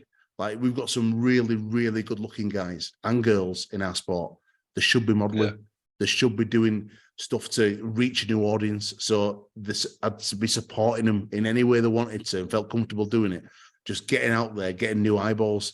I'd systematically put professional players, current and ex-players, onto reality TV. So whether it's like Paul Sculthorpe doing Dancing on Ice or whatever it might be, just a way to make sure rugby league's part of that conversation all the time.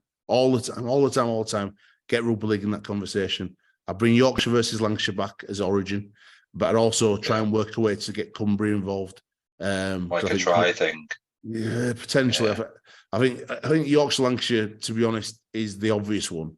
But then you can't discount Cumbria because Cumbria is just the, for me, it's like just such a special place in terms of rugby.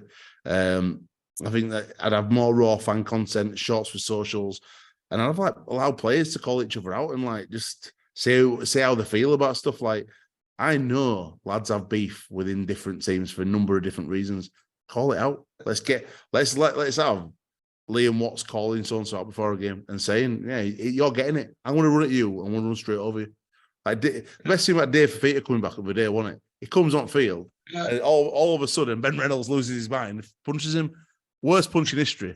If you're going to punch him, I think Danny Brough said, didn't he? If you're going to stick one on him, make it count. And then he goes, "It was a close fist." Yes, we all know a close fist, lad. It's like, but you know what? It's just good to see the bopper back and like a bit of personality and like getting involved. And just get more fan content, you know. And I get Wagger involved. That's what I can't get my head around is like, I've worked with Wagger. I love Wagger, mate. Yeah. I've worked with the guy. Everybody loves the guy. He does trick shots that are unbelievable. He cares so much about the sport. I cannot believe that Sky ain't got him doing fan stuff. That Sky don't have him just doing fan stuff. You wouldn't have to pay him a load of money, but you've got someone there who just breathes rugby, breathes it. It's just like, he done summer bash, and he loves his like funky shirts, doesn't he? And that he's class, Wagger. Yeah, it's class. I think there's so many things that we could do to reach new audiences. And if we want to grow the game, we've got to think outside the box, and we've got to not just think about it and have a meeting and put ideas up on a board. It's like literally, how do you turn that into a project? How do you deliver it? How do you review it? How do you grow from it? How do you commercialize it and make money from it? Because fundamentally, we need to bring more money into the game, and this is the way that, you know, ultimately we've got to kind of look at the sport and say, right, how are we going forward?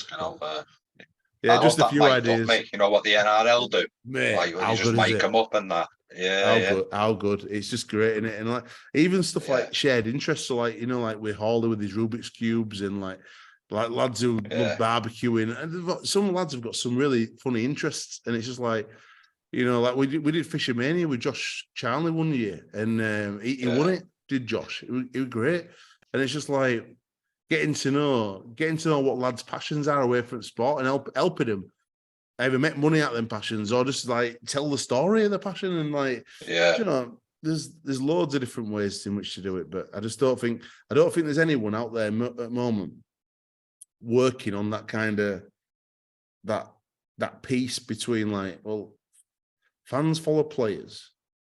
How are we helping players be better communicators? How are we actually using the power of the player to tell stories about the game, promote the game, create content and events to commercialize the sport, work with brands, help the players be the best versions of themselves, help the players get contracts in modelling and stuff like that. It's just like there's a big piece missing, and within this statement from Matt Dwyer, it's a big massive piece missing for me. It's like maybe they just don't get it. I don't know, but you can always reach out, like you said, can't you? It's not like you've not looked for him. If Matt can get in touch with you, you're there for the chat, aren't you?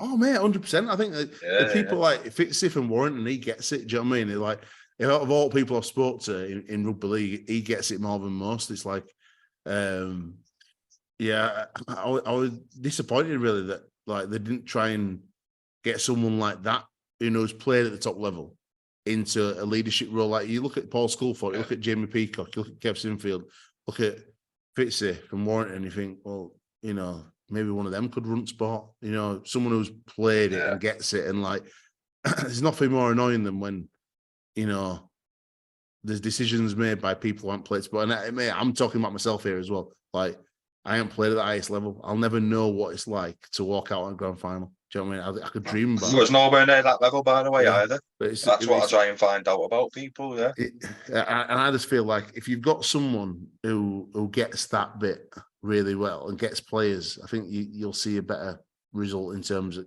the growth of the game. I think that we need to get a number of ex-players in higher positions within the governance of the sport. I think that it makes so much sense. It's untrue, and I just don't get why they're not. But that's probably my last bit of it. I know this has been a really long podcast, mate. I'm sorry. It's just run on and on. I'm like you, mate. I'll talk all day about it and think that I like characters possibly that are on the verge of transitioning out of playing. The likes of players I've never seen Lookers come for around Sam. Yeah. I think it's Sam's last year, isn't it? I think there's a role there for Sam to play. I know he's going to coach with Catalan, but like I was told, like Sam was difficult and he was far from it with me. He was great with me.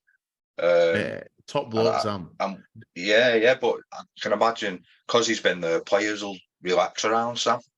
I think like with Jonesy and that, him and Jonesy had like you know, on field like arguments. You can imagine what Jonesy was like. So we're always a bit funny, Rugby. Every time we're seeing Sam, I always go, Jonesy, it's your nemesis. Jonesy, it's your nemesis. Shut up, Simo. Shut up. Yeah. Shut up, Simo. And actually, I think they've got a real healthy respect for each other. And obviously, fantastic players in their own right. And I'd love to see him win it this year, Sam. I'd love to see him and take Catalan to the grand final and get the win this time. And I think, you know, my mate's playing there, Mitchell Pearce, a good mate of mine. And another one I've got to shout out, Sean Kenny Dow. Like he's when he was coming over here and I give him a little bit of advice and connected him up with some people. And it's so good to see. He is a really special human. I don't know if you've had him on your show yet. Get him on, Sean Kenny. Yeah, I'm trying. If you can reach out to it, mate, I'll get in touch with him for you. But honestly, he's a special human. He is like. And I'm so glad that it's gone so well from Hull because he's now, in my opinion, he's a club legend now.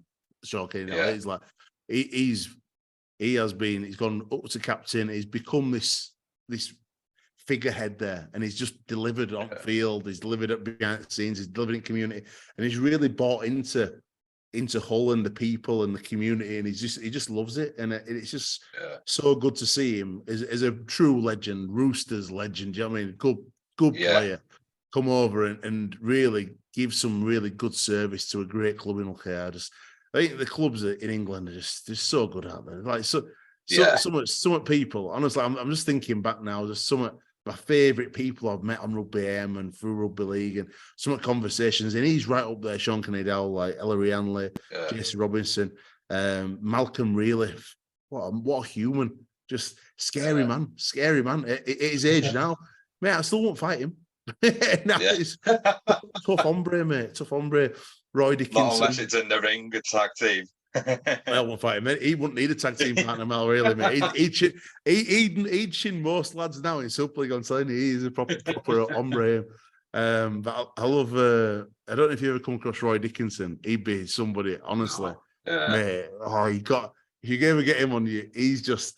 We went to. We had the fortune of working with a company called Glory Days, and we went on tour to the Rugby World Cup in Australia. We took a touring party. Gary Schofield, me, Jonesy, Jimmy Bray, and we took Roy Dickinson. It's just like Gary Schofield was superb, right? He would go on all day excursions, right? So all day excursions, going to the Melbourne Cricket Ground, all these amazing places. And then on a night, we'd all go for food and drinks together. And it was like Gary Schofield would take these fans, about 100, I can't remember how many, there were loads of us on this tour together. And Gary would go around all day, go to excursions and that. And Roy were rooming with Jimmy Bray. Jimmy Bray worked for me and Jones at Rugby AM, a great bloke. And he go, you coming on excursion today, Roy? Go, where are we going? Melbourne Cricket Ground. He went, he beat Headingley just like that. And he'd just go to the bar, and the guy running it, Dave Hardy, he was like, hey, he's not coming on another one. It's not, what's he doing? I says, Dave, think about it, right? Gary's here all day, yeah, and he plays a really important role. He's a top legend, and the fact he don't get more airtime is a bit of a shame, really, because he's got loads to say. And I know some people he's a bit Marmite, but his heart's in the right place. He loves the game. He's genuinely one of the most passionate men you'll ever meet about rugby league. He just cares about the sport. And I'd love to see him more involved, but that's another story. But Gary'd do all day. Then on a night time, Roy would go all night with him in pub, telling him all stories, and they loved it. And I says, you got to look at it like Gary's your day guy, Roy's your night guy, but you know the roles, don't they? You know the roles, and it's like he didn't get it at first, but after a couple of weeks, we did some feedback, and we asked everyone what they really enjoyed about the tour. And the number one piece of feedback was Roy Dickinson, and everybody loved Roy. I think he went to one excursion, but every night, mate, honestly, he'd do 16 pints a day every day. The guy's a machine, absolute machine. He's just like big, massive. He looks like Hulk Hogan. Loads of stories, and it's just one of him and Mick Morgan, I think, and Mal really, just some of the best people I've ever met in my life. Never mind in rugby, just great stories, great people, and it's just fantastic, mate. Fantastic journey in rugby. I'm really thankful for it. Yeah. No, and you worked hard for it as well, though, mate. So this knee injury you talk about that cut the playing side down for you, what was it, and do you struggle with it now, or? Yeah, mate. Yeah, it's ACL, MCL. Just stepping through a gap, playing at uni for Huddersfield against Bradford. Literally stepping through a gap. No one near me, and he just basically exploded. And just had surgery. And back then, it was like, we're going back 20 years, it wasn't like it is now on NHS. Yeah. And it just like, what it did is, I would DJ in a beef for that summer, and I just couldn't, I was on crutches. It ruined my Ibiza, and I thought, nah, this isn't for me. I can't do it. Yeah. I can't. My DJing were going so well, my music production and stuff. I can't go through this ever again. And it's just like, again, you look back and you think, if I had more guidance, if I'd had, a father figure in my life to help me make some better choices, would I have made better choices? Would my life have been different? It probably would, to be fair. But all I can do now is try and give my kids a bit more advice and support and be there for them. That's all you can do. No point in looking back and there's no point in looking back and being negative. You just got to look back and just say, you know what is what it is. We move. That's it. That's life. Yeah. And when did was music just something that was always like a love of yours, right from being tiny to forever? Yeah, my mum brought me up on like soul, funk, disco, reggae, and we just like part of because obviously back in 80s when you're growing up, it's just like it's just music records, and I was always obsessed with like hearing the music. It's just me and my mum that were it, so hearing the music and big part of growing up. And then I think when I went to school and kind of discovered house music and started going out when I was like 14, and it was like, I just fell in love with the music and started DJing at 16, professional at 17, and that were it. It was like, and when you're out DJing in clubs at like 17, 18, and everyone you know is coming to your clubs because you're the man behind the decks, and it gives you this status. And then I kicked on. I was good at it.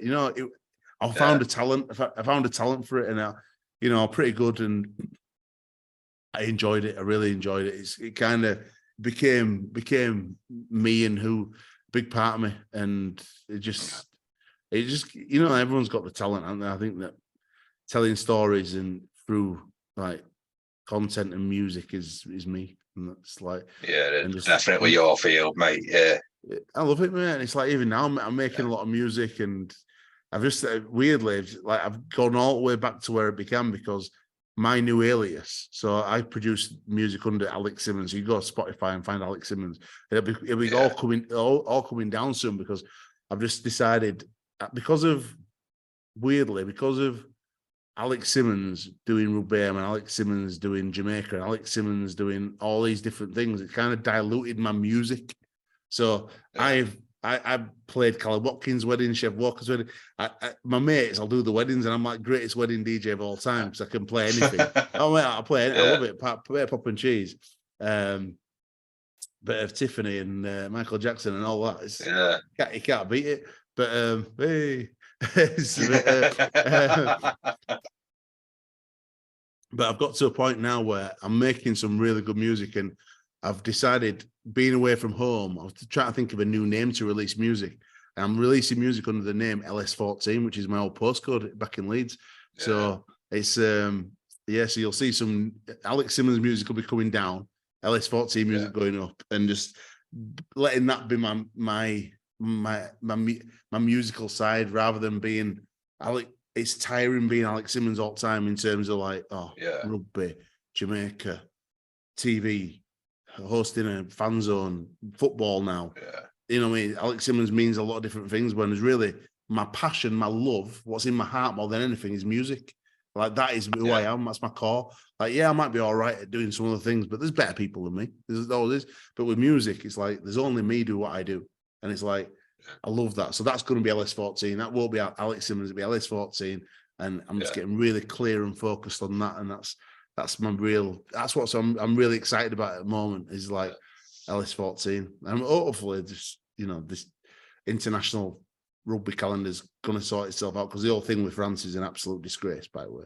It's a disgrace. Yeah. How you can start promoting a World Cup and commit to it and then pull out of it halfway through, just before teams go into qualifiers. We've been planning our qualifiers this year in Jamaica, and it's been cancelled. It's like all these plans are just up in smoke. It's like, how can you expect to be taken seriously as a sport when a country can walk away from a World Cup?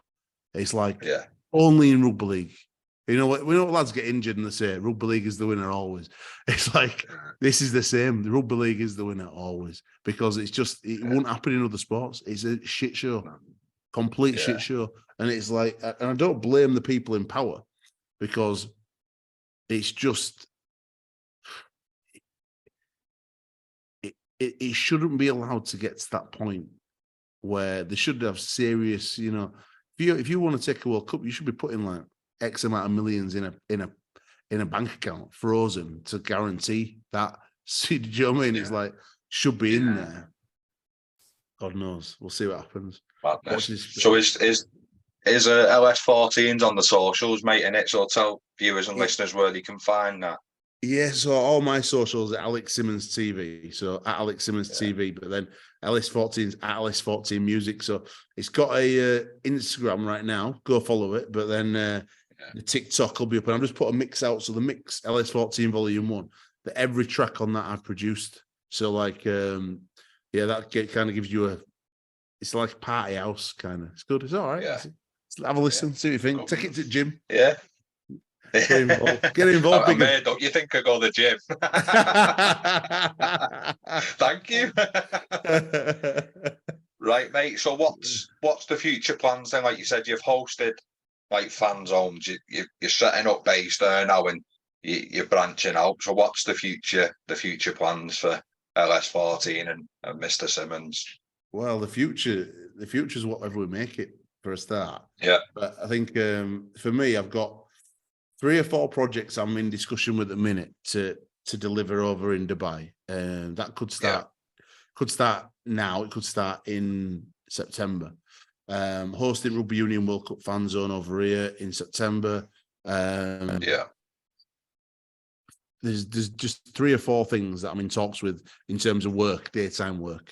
In terms of music, I'm signing 2 LS14 tracks to a big record label that's going to be releasing them first week in August. So that's a really exciting project. So there'll be 2 tunes coming out as LS14. So between now and then, just getting the platforms built on socials, getting the content done, just doing the bits I can. I'm coming back for Ryan Bailey's wedding. Ryan Bailey's getting married. I'm coming back to DJ's wedding, 21st of July. So back in the UK then, see a few old friends. And then I've got a big gig at the end of August in Leeds, and then potentially DJing at Challenge Cup final again. So hopefully, if I DJ Challenge Cup final, I am talking to a minute about. I did it last year at Tottenham Hotspur Stadium. If I get that gig at Wembley, I'll be down at Wembley. DJing, and then I'll do an after party as well down there. So that'll be really good to see all rugby league fans. So my hope is that I get to release my come back from Bales' wedding, release my tune start of August, do the Challenge Cup final August 12th, then do the gig in Leeds at end of month. Depending on what's happening in Dubai, I could either be in the UK and in Europe that time, or have to come back in and out from Dubai. But it all depends on work at a minute. And then, just there's, depending on which direction I choose to go down in terms of which company and project I work with here, it's just really exciting. It'll be either building more hospitality venues or global events. So there's events. So it's just good. It's just interesting. You know what? No day is ever the same, which is scary but good at the same time, if that makes sense. Yeah. No, it keeps you on your toes, mate, doesn't it? Keeps you alive. What about you? What's your vision with Trot the Egging? Tell me. Do you know what, mate? So I'm a grave digger, really. I'm just off work today and tomorrow, so I just work. You're an actual grave digger? You're a grave digger? Yeah, legit, mate. Yeah, for the council. That's amazing. Yeah, so this is my hobby. Like, this is just me getting to know people, which I'm not sure people know. I don't know if they thought I'd done it proper. Man, so I've just had a month off from speaking to people just to catch up on episodes. You're a grave digger. Yeah, it's mad, isn't it? Yeah. And I work in a creme if I have to as well. How do you get into grave digging? So, I got an apprenticeship with the council just doing like sports pitches. Yeah. So like about turf and line marking and looking after school grounds and that within the borough. Yeah. And then they lost the schools and my job went with it, but I was still an apprentice. And the only job available was in the cemeteries. So it was sort of like, take it or go home. Yeah, so I took it and then went home. all these businesses behind you, do they all sponsor you? No, so the lady from Boydell's is a big part of Widnes Rugby Union. So I had to stop playing at 26, mate, through injury.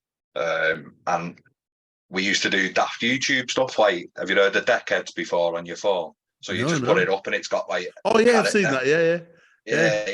We started with that. We've done a little bit of teammates, got lads ripping each other, like you said, basically. Yeah. Then that happened. So I wanted to do it because I listened to the Good, the Bad, the Rugby with Haskell and Tyndall. And it's good that. And I mentioned it to the club, and Sharon said, "Well, these are all sponsors of Widnes Rugby Union, who you see. So if I can sort of help the Wids and also keep them interested in staying with the club, I love that. Would I do it?" I was like, "Yeah." So we've got a board made, and that's like just a graphic behind us. But the club have been great with me in that, and like I said, I sort of fell out with rugby league, mate. I put a bit of weight on at school. I was unwell that people didn't know about. I'd lost a bit of like belief in myself as well, and like rugby union allowed me to have a bit of a free role because I'm a front rower really, but I can play a bit. So, and if I kicked the ball, I didn't get in trouble, because I thought I was a standoff. And that's how this come about, really, mate. And then, like I said, Akko come on, Scully come on, Paul Newlove come on, who I met at a grand final. Top bloke, innit? Top bloke, knew he? Great fella, mate. Brilliant fella. And it's just spiraled. Everyone that's come on, I've been really lucky. As we know, but the game has great people. Yeah. And they start with the players, don't they? Every one of them have been great. And I've been trying to get like physios involved, kit men, club CEOs or directors, and just open to speaking to anybody, mate, just to see the journey, because everyone's journey is different, Simo, isn't it? And predominantly our end goal's the same, just to enjoy rugby. Mate, usually, regardless of the code, but I grew up playing rugby league, which is like Alton Hornets, basically. And that's just how it come about, mate, Mate, it's been great. I've really enjoyed it, and it's just like the top it off your grave digger. Just makes it for me. That's great. No, but it's great because it just shows you, doesn't it? It's like it's your passion. Your passion's doing this, and it's like, you know, you've got your family and you earn your money and you support yourself, but fundamentally you're giving your time up to do this because you love it, and it's like fair play to you. absolutely brilliant. Yeah. And it's like, no, I love it. Absolutely love it, mate. You just got to keep doing it. Keep on telling stories. Nothing more I'll important. try, mate. Yeah, I'll try. So I've got a few daft questions for you. Yeah, no, it has. Yeah, it's been great. It's like the players are what it's about, aren't they? And we were all players at one point, whether we played amateur, whether we stopped playing, or whether we made it big time. We all started because we loved it. 100%. 100%. Yeah. God, gives you daft questions. Yeah. So we've got any. Did you have? Yeah. Did you have any pre-match superstitions when you were growing up, or before shows, or anything like that? Pretty much superstitions. I want the most superstitious person. You know what? I'll tell you. So this is really weird. I've never ever got nervous, ever. So like I've never. It's weird because before shows, before TV, before live shows, before DJ at festivals, anything, it feels like that's where I should be. This might sound weird to you, right? I don't feel comfortable anywhere apart from behind the set of decks. So like when I'm pretending to be, or not pretending, when I'm that version of Alex Simmons, I'm in flow. So I am totally sweet. Like I'm myself. It's the easiest thing being that guy behind decks or on stage or on TV. It's miles easier than life. Life is really hard for me.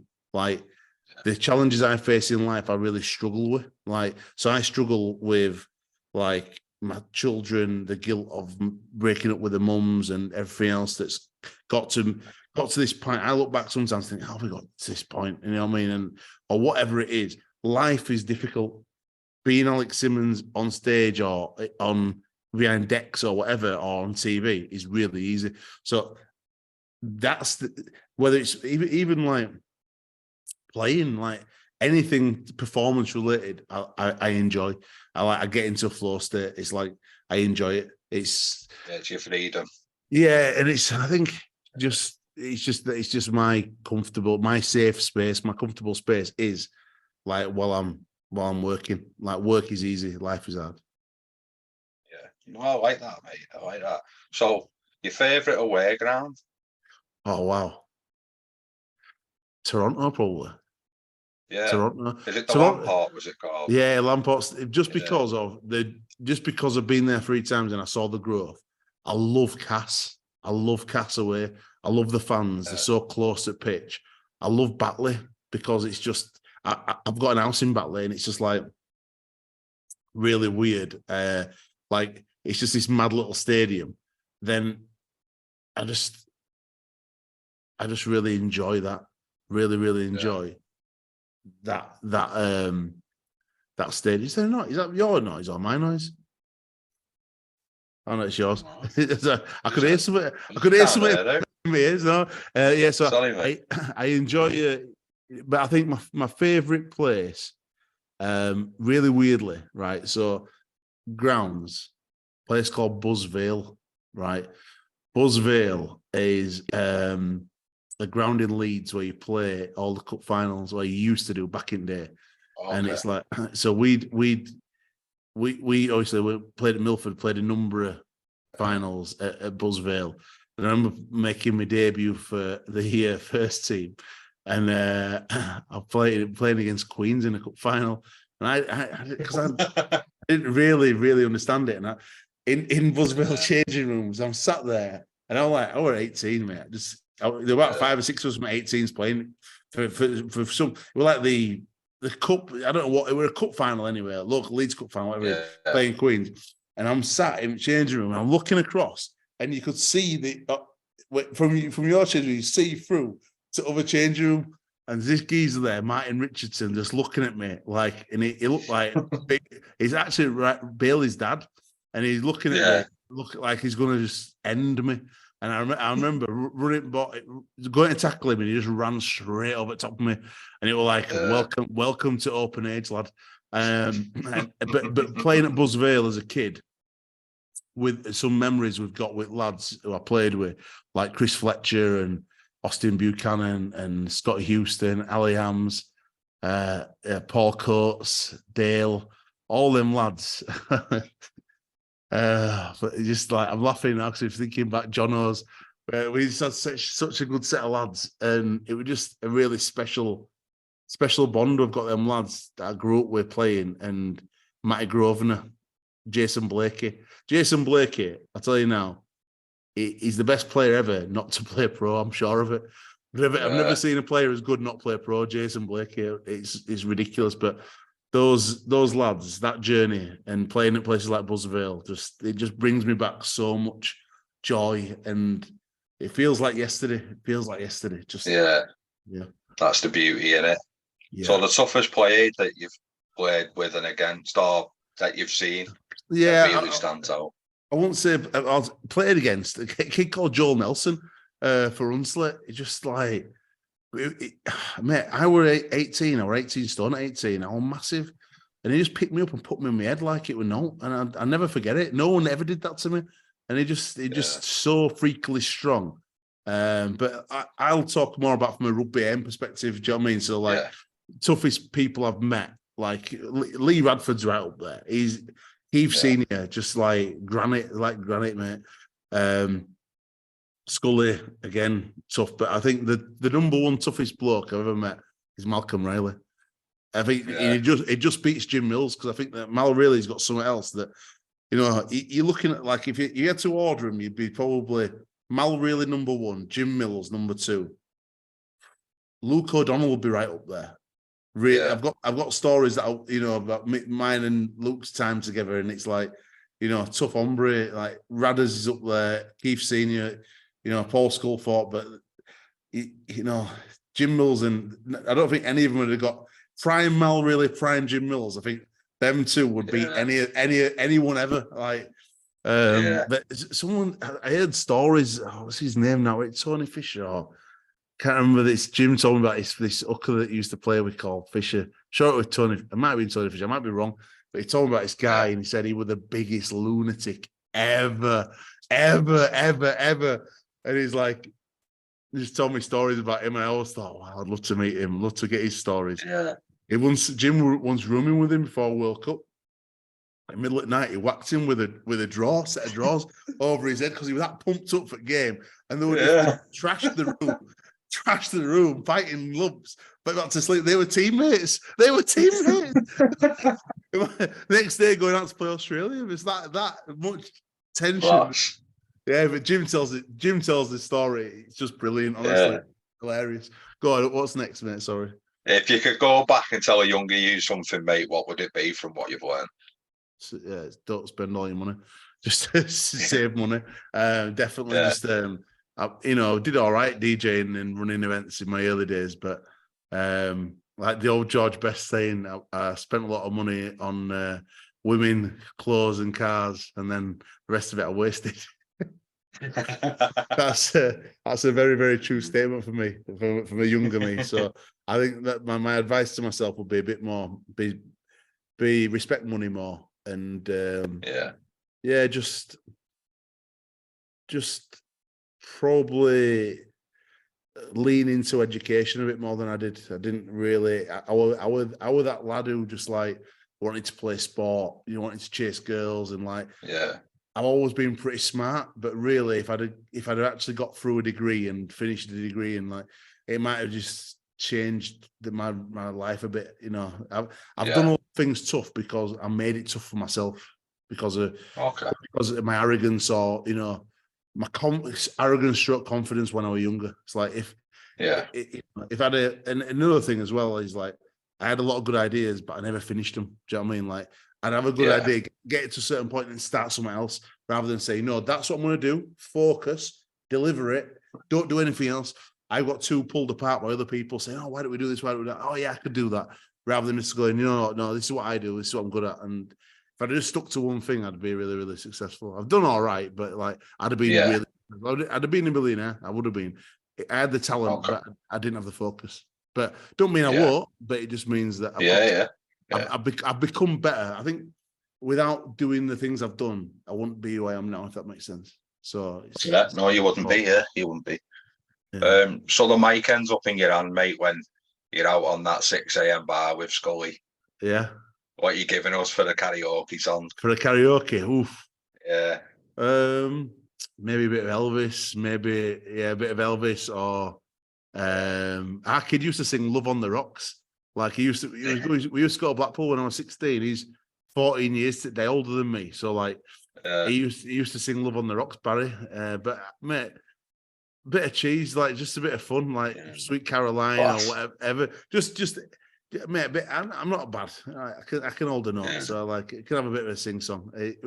Put a bit of Elvis for crack. Do you know what I mean? Just for brilliant, girls, mate. Yeah. So it's up to you whether you want to do this or not, but it's a quick 1 to 13 of people that you've dealt with in rugby. Wow. Is there so many? Well, the obvious ones.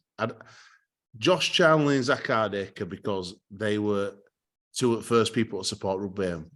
Heath and Jones, he'd have to get in the team. So I'd have Rob Burrow, because you were our first guest ever. Would you have him in the halves or at hooker? I'd have him in the halves, definitely. I was thinking back to Legends team, Chev Walker, because he's like been in my life forever.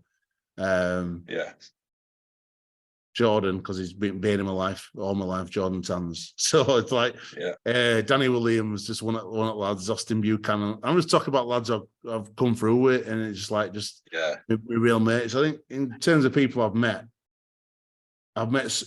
the guy that changed it all for me, is Bo Ryan, because I never really explained why I did Rugby AM. So and how I ended up changing my breakfast TV show to once a week doing a rugby show. So basically, in 2013, before that, wasn't it? Before that, I was looking after. The Italians came over to the World Cup in England, and I looked after Anthony Minicello and the Italian team, because Luke O'Donnell had been playing here. I was really good mates with Keith Mason, and he'd just come to my nights and stuff. And then Luke O'Donnell came over, and I got to know Luke really well and became really close friends. And Minnie came over, and obviously he just left the Roosters with Minnie, and he said, "Oh, there were Aidan Guerra, there were Minnie, Mark, and Anthony." And this is we look after him at World Cup, and they actually had a game at Halifax, and I was marketing director of Halifax at the time, Rugby League. And says, "Yeah, of course, no worries, I'll look after him." So says, "Right, let's got him in, looked after him, got him in all clubs, bars, restaurants, all that. Just looked after him, and I really looked after him. And Anthony Minicello said to me, he says, "If you ever want anything, just ask me and I'll make it happen. Whatever you want, make it happen." And one of our mutual friends, like my best mate in the world, is a guy called Adrian Moretta. And he's an Australian guy. And he knew Luke. So Luke actually got in touch with me through Moretta. When he came over, Moretta said, "My mate's coming over, Luke O'Donnell, look after him." So I looked after him. And basically, me and Moretta knew Minnie, and I said to Adrian, listen, Minnie said he'll do anything for me because I've looked after him. I'm thinking of coming. I want to come to Sydney Roosters, and because they were best club they just wouldn't comp, and the best club in. I said, I want to come and learn about why they're the best club in the world. And Sam Burgess had moved over to Australia, so I'd known Sam and the boys through the clubs and just through that rugby circuit, and said, I'd seen him on the footy show. I'd seen Sam on the footy show, and I'm like, I'm watching it thinking, this is what's missing in rugby league, this footy show. We need one of these, because I knew the boys. I said, it'd be funny. The UK version would be miles funnier. So I said to Minnie, I said, I want to come to Australia. I want to work at Roosters for free for a month to learn about why the club's so good and how a club's run. And it's really helped me, now with Jamaica and stuff, just that understanding that I got even back then. And I said, I want to meet a guy called Bo Ryan, because I watch what he does, and it's so unique, and I think that's what's missing here. And I want to know more about footy show. So he says, yeah, no worries, sort it out. So I went to Australia, worked for Sydney Roosters for a month, got to know everyone. I interviewed everyone in the organisation just to give myself an understanding of it. Totally off my own back. Just went over there and just did it. This is before I started the show. And then I met Bo Ryan. I went over to Cronulla for the day. So, and I went to his training, and he's there training with Paul Gallen and all that. And I was sat, he said, "Oh, I'll come and speak to you." So after training, he came and sat next to me in the stadium. And we sat on this little grassy bank, and I spoke to him for 2 hours. 2 hours. And he just gave me all this knowledge, all this insight about his thoughts and his passion and, you know, what he thought, you know, all sorts of really, really insightful stuff into why he thought the footy show worked and the ethos behind it and the thinking behind it and the relationship between Fats and Big Man and himself and Sterlo and everybody at the time who made it work. And after that, he says, "Oh, where are you going now?" I says, "Well, I'm going back to Moretta's." He's like, "Do you want a lift?" I'm like, "Mate, we're in Cronulla, we're miles away." He's like, "It's all right." He took me for dinner, drove me, and he had like a little. Whenever I speak to him, we still speak now. Whenever we speak to him, he had like a hairdresser's guy, had like a little tiny top thing, and it was just how he'd never met me. Minnie had asked for me to come and interview him for an hour. Give me all this time. We're just so right with me, just such an honest and open guy. We still remain friends to this day. We still speak on WhatsApp and text. And whenever I go there, he comes here, we catch up. And it's just like, my son is called Bo, after Bo Ryan. And his middle name is... that though, isn't it? His middle name's Jamie, after Jamie Jones Buchanan. His other middle name's Moretta, because I never thought Adrian Moretta would have kids. So I says, "I'll give his middle name your second name." So it's Bo Jamie Moretta Simmons. And that time when my son was born, he's actually 8 next week. It was that time in my life where they're really influenced and everything started going right with Rugby AM because of the time they'd given me and the energy they'd given me and the belief they'd given me. Do you know what I mean? So between those three, it really helped shape my life positively. And I'll never forget that from Bo Ryan. And it were a life lesson for me to always give people my time whenever I can. I know you've been asking me for a while to do this, and I apologize it's taken so long, but no, it's fine. It's one of them where you've always got to try and give people your time. I think it's important to help people develop and learn. And I think it's great what you're doing, mate. I just love seeing someone just doing the journey. So, I think that Bo Ryan's probably in that team without a shadow of a doubt.